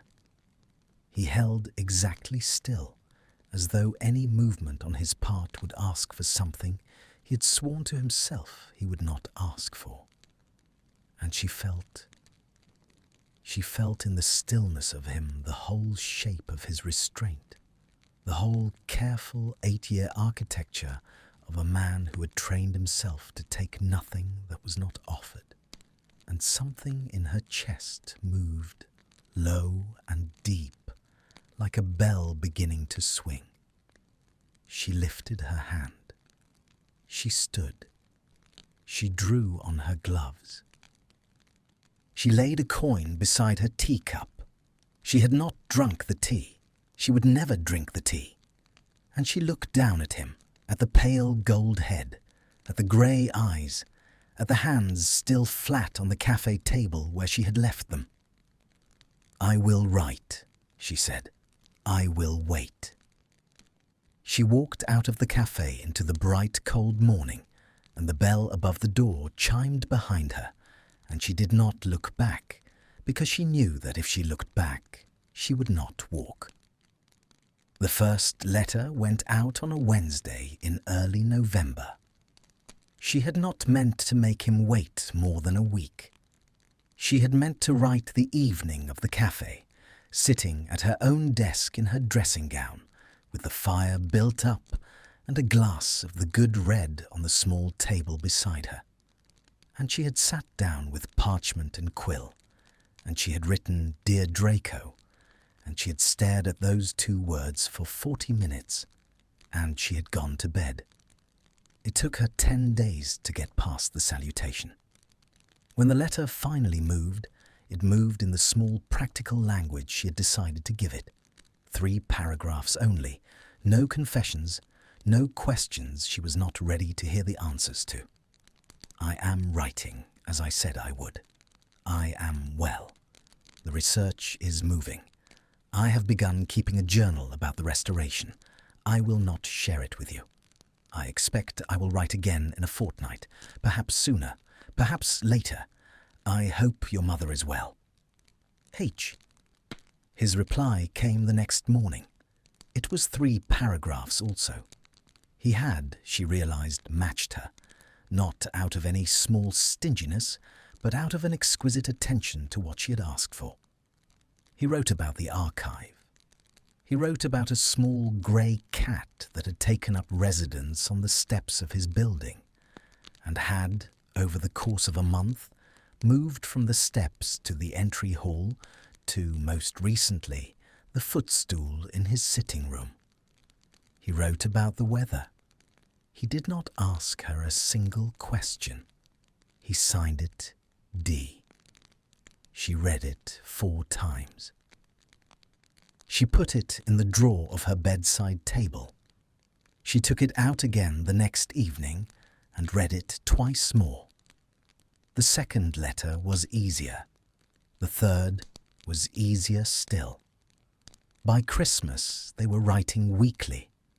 By the middle of January, the letters had lengthened, without either of them remarking on it, into the kind of correspondence that did not observe the discipline of 3 paragraphs. Pages, sometimes, turned and turned again, his small, neat hand running all the way to the lower margin of a sheet of parchment and continuing around the edge like a snail track, because he had not wanted to begin a second page. They wrote about books. They wrote about the particular melancholy of London in February. He told her about his grandfather, whom he had hated. She told him about her own, whom she had loved. They did not, either of them, write about the ritual. They did not write about the cafe. They did not, in any letter, use the word we. He asked her, once, at the end of a March letter, in a postscript so offhand she almost missed it. If you are ever in Bloomsbury on a Saturday morning, I hope you will consider stopping in. I am usually there until about 11. There is no obligation. D. She did not answer the postscript in her reply. She walked past the cafe on Marchmont Street the following Saturday at 8:10, and she did not go in. And she turned around at the top of the street and walked past it again at 20 past.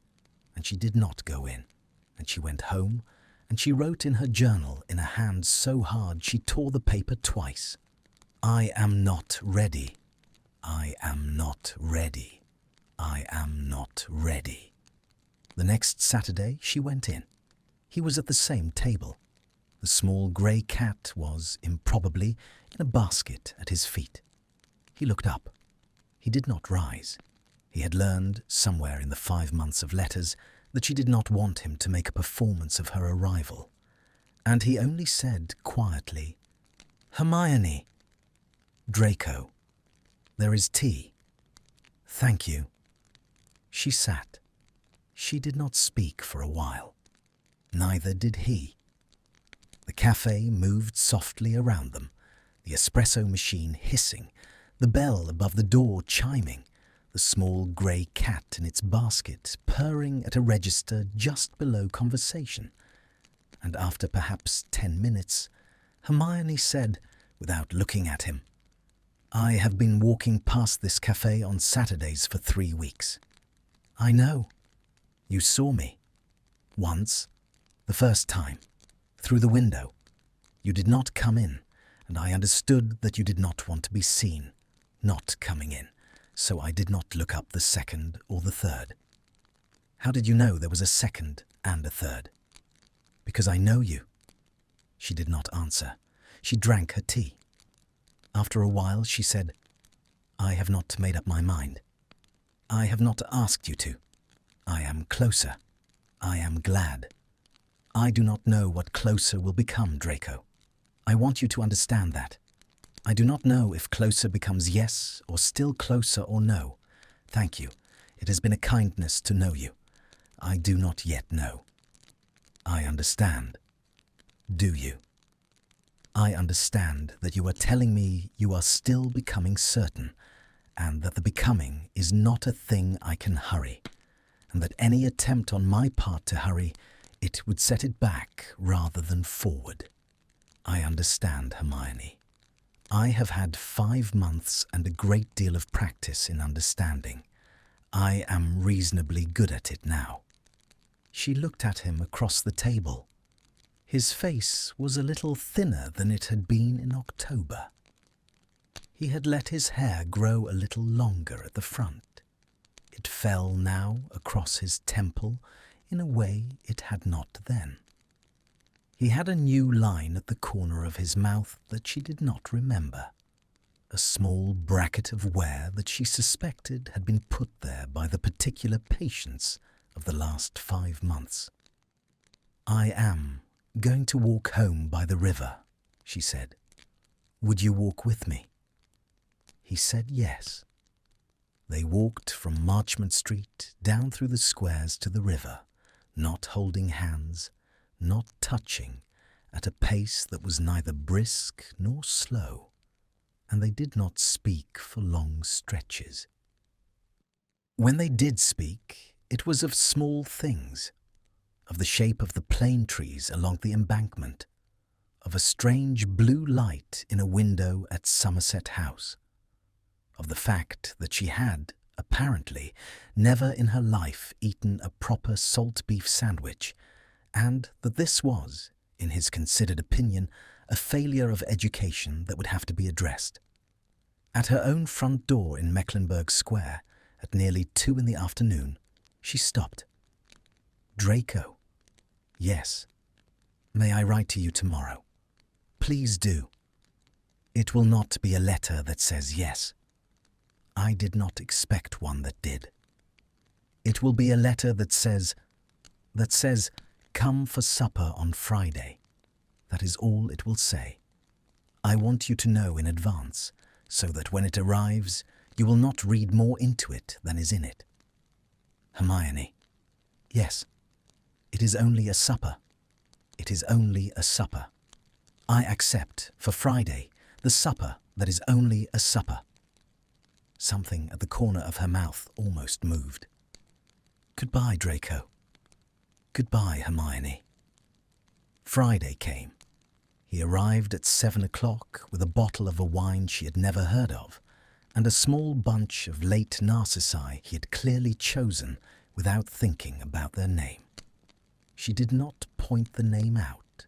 She took the flowers. She put them in water.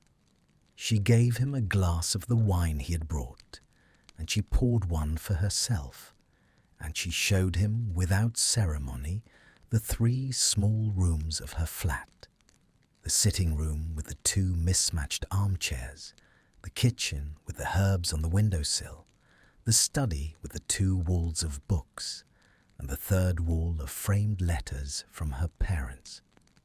He looked at everything. He touched nothing. They ate at the small table in the kitchen. She had made a soup and a bread, and a very simple roast chicken, because she had not wanted to spend the afternoon in a performance of cookery. He ate carefully and appreciatively. He told her about the grey cat. She told him about a paper she had submitted that morning to a journal that was almost certainly going to reject it. He told her she was wrong and that it would not. She told him not to flatter her. He told her, without flattery, that he had read the draft she had sent him in February and that he had thought it was the best thing she had written. She looked at him across the small kitchen table, and she could not, for a moment, speak. After the meal, they moved to the sitting room. He carried the wine. She carried the glasses. They sat in the two mismatched armchairs, and the fire was low, and the rain had begun outside. Soft end-of-winter rain, the kind that is half mist. And for a long time they only talked, and the talk was easier than any of the letters had been, and when the clock on the mantel struck 10, she did not suggest that he leave. When it struck 11, he rose. "I should go." "Yes. Thank you for supper. Thank you for coming." She walked him to the door. He put on his coat. He paused with his hand on the handle, and she saw in the small hesitation of his shoulders that he was going to go through the door without asking for anything, and that he was going to do it not as a refusal of her, but as a gift to her, and that the gift was, after 5 months, the last gift she was prepared to accept. "Draco." "Yes." "Turn around, please." He turned. She did not say anything. She crossed the small distance of the entry hall. She lifted her hand, the same hand that had rested on his jaw in a ritual chamber almost 6 months ago, that had lifted away from his hand in a cafe on Marchmont Street, that had written him 17 letters over the course of an autumn and a winter.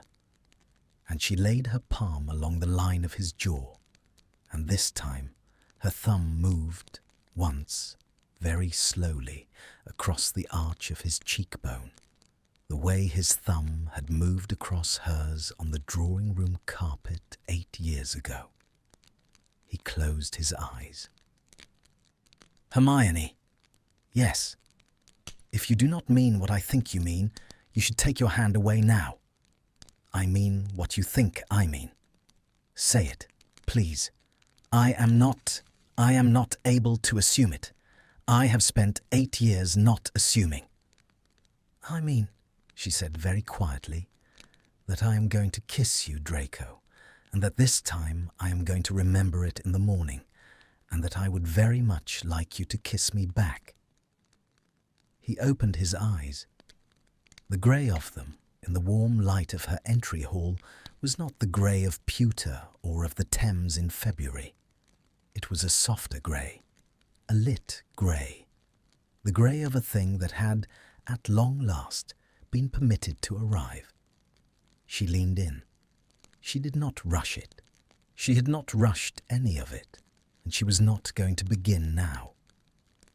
She let her forehead come to rest against his forehead first, the way his had rested against hers in the drawing-room, the way hers had not been awake to register at the time. And she felt under her palm the tremor at the hinge of his jaw, and she felt the breath go into him shakily and out again steadier, and she tilted her face, and she set her mouth against his mouth. It was not the kiss from the carpet. It could not have been. That kiss had been a goodbye, offered in a house that meant her harm, by a boy who had been about to take a thing from her that he had had no right to take. This kiss was something else. This kiss was a return.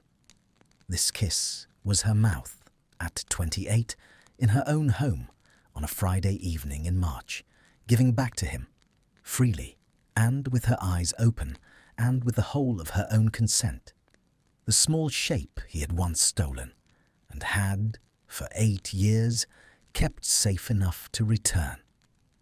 His hand came up, slowly, the way he did everything, slowly. His palm found the side of her face, and his thumb. His thumb found the arch of her cheekbone, and he moved it once, lightly across the bone, and she made a small sound against his mouth that was not quite a word, and not quite not one, and she felt him smile against her lips. She felt it rather than saw it, the small involuntary lift of the corner of his mouth, and she thought, with a clarity that would stay with her for the rest of her life, "Oh, there you are." The kiss lengthened, it softened, it opened eventually into something warmer and slower and more certain, and his other hand came at some point to rest at the small of her back, and her own free hand came up without consulting her and found the place at the nape of his neck where the pale hair curled against his collar. And she held him there, and he held her there, and the rain against the small window of her entry hall moved through the several minor weathers of an early March evening, and neither of them noticed, when at last she drew back, her forehead still resting against his eyes still closed, her palms still at his jaw. She said, quietly, almost wonderingly, as though she were only now discovering the shape of the sentence in her own mouth, "You are not going home tonight, Draco." "No." "Good." "Hermione." "Yes." "I love you. I have loved you for 8 years. I have not said it in any of the 17 letters because you asked me not to hurry you, and I understood that the saying of it would hurry you. I am saying it now because I think you have stopped being hurryable, and because I would like you to know, before anything else happens tonight, that this is not a thing I have arrived at this evening. This is a thing I arrived at on a drawing-room carpet a very long time ago, and I have only been waiting all these years for the world to catch up." She did not say it back. Not yet. Not in those words. She would, in time. She would, within the month, at an ordinary Tuesday breakfast, over toast, without ceremony, in a voice so plain he would almost not recognize it as a declaration. But not tonight. Tonight, she only lifted her face, and she kissed him again, more slowly this time, with the whole of her attention, and she took his hand, and she drew him gently away from the door and out of the entry hall and into the warm, small rooms of her flat, where the fire was low and the wine was still on the table, and the narcissi he had brought her were opening, very slowly, in their jar on the kitchen sill. Outside, the soft end of winter rain kept falling over Bloomsbury, and the lamps along Mecklenburgh Square made their small warm pools on the wet pavement, and somewhere 3 floors up, in a window that had been dark a moment before, a light came on, and, after a little while, went quietly out. Thank you for staying with this story until the end. I wanted to write something quiet, something slow. Not a story about a big war, but about what happened after, about the small thing before people carry for years. The thing they never say out loud. Draco carried one memory for 8 years, just one kiss, just one moment on a cold floor. He never told anyone. He did not think he had the right to tell anyone. And Hermione did not even know it had happened. That is the part that moved me most while writing. 2 people, one memory, and only one of them was allowed to hold it. I think many of us have something like that. A moment, a word, a look from someone a long time ago. We keep it in a small quiet place inside us. We do not show it to anyone. Sometimes we forget it is even there. This story is about what happened when that quiet things finally come into the light, when it is finally shared, when it is finally given back. I did not want a fast ending. I did not want a big dramatic kiss in the rain. I wanted a slow one, an honest one. A kiss between two tired people who had waited a long time and had chosen with open eyes to try. If this story made you feel something, please stay. Like the video, leave a comment, tell me which part touched your heart the most. I read every comment, I really do. And if you are carrying your own quiet memory tonight, I hope one day someone gives it back to you gently. Thank you for listening. I will see you in the next story.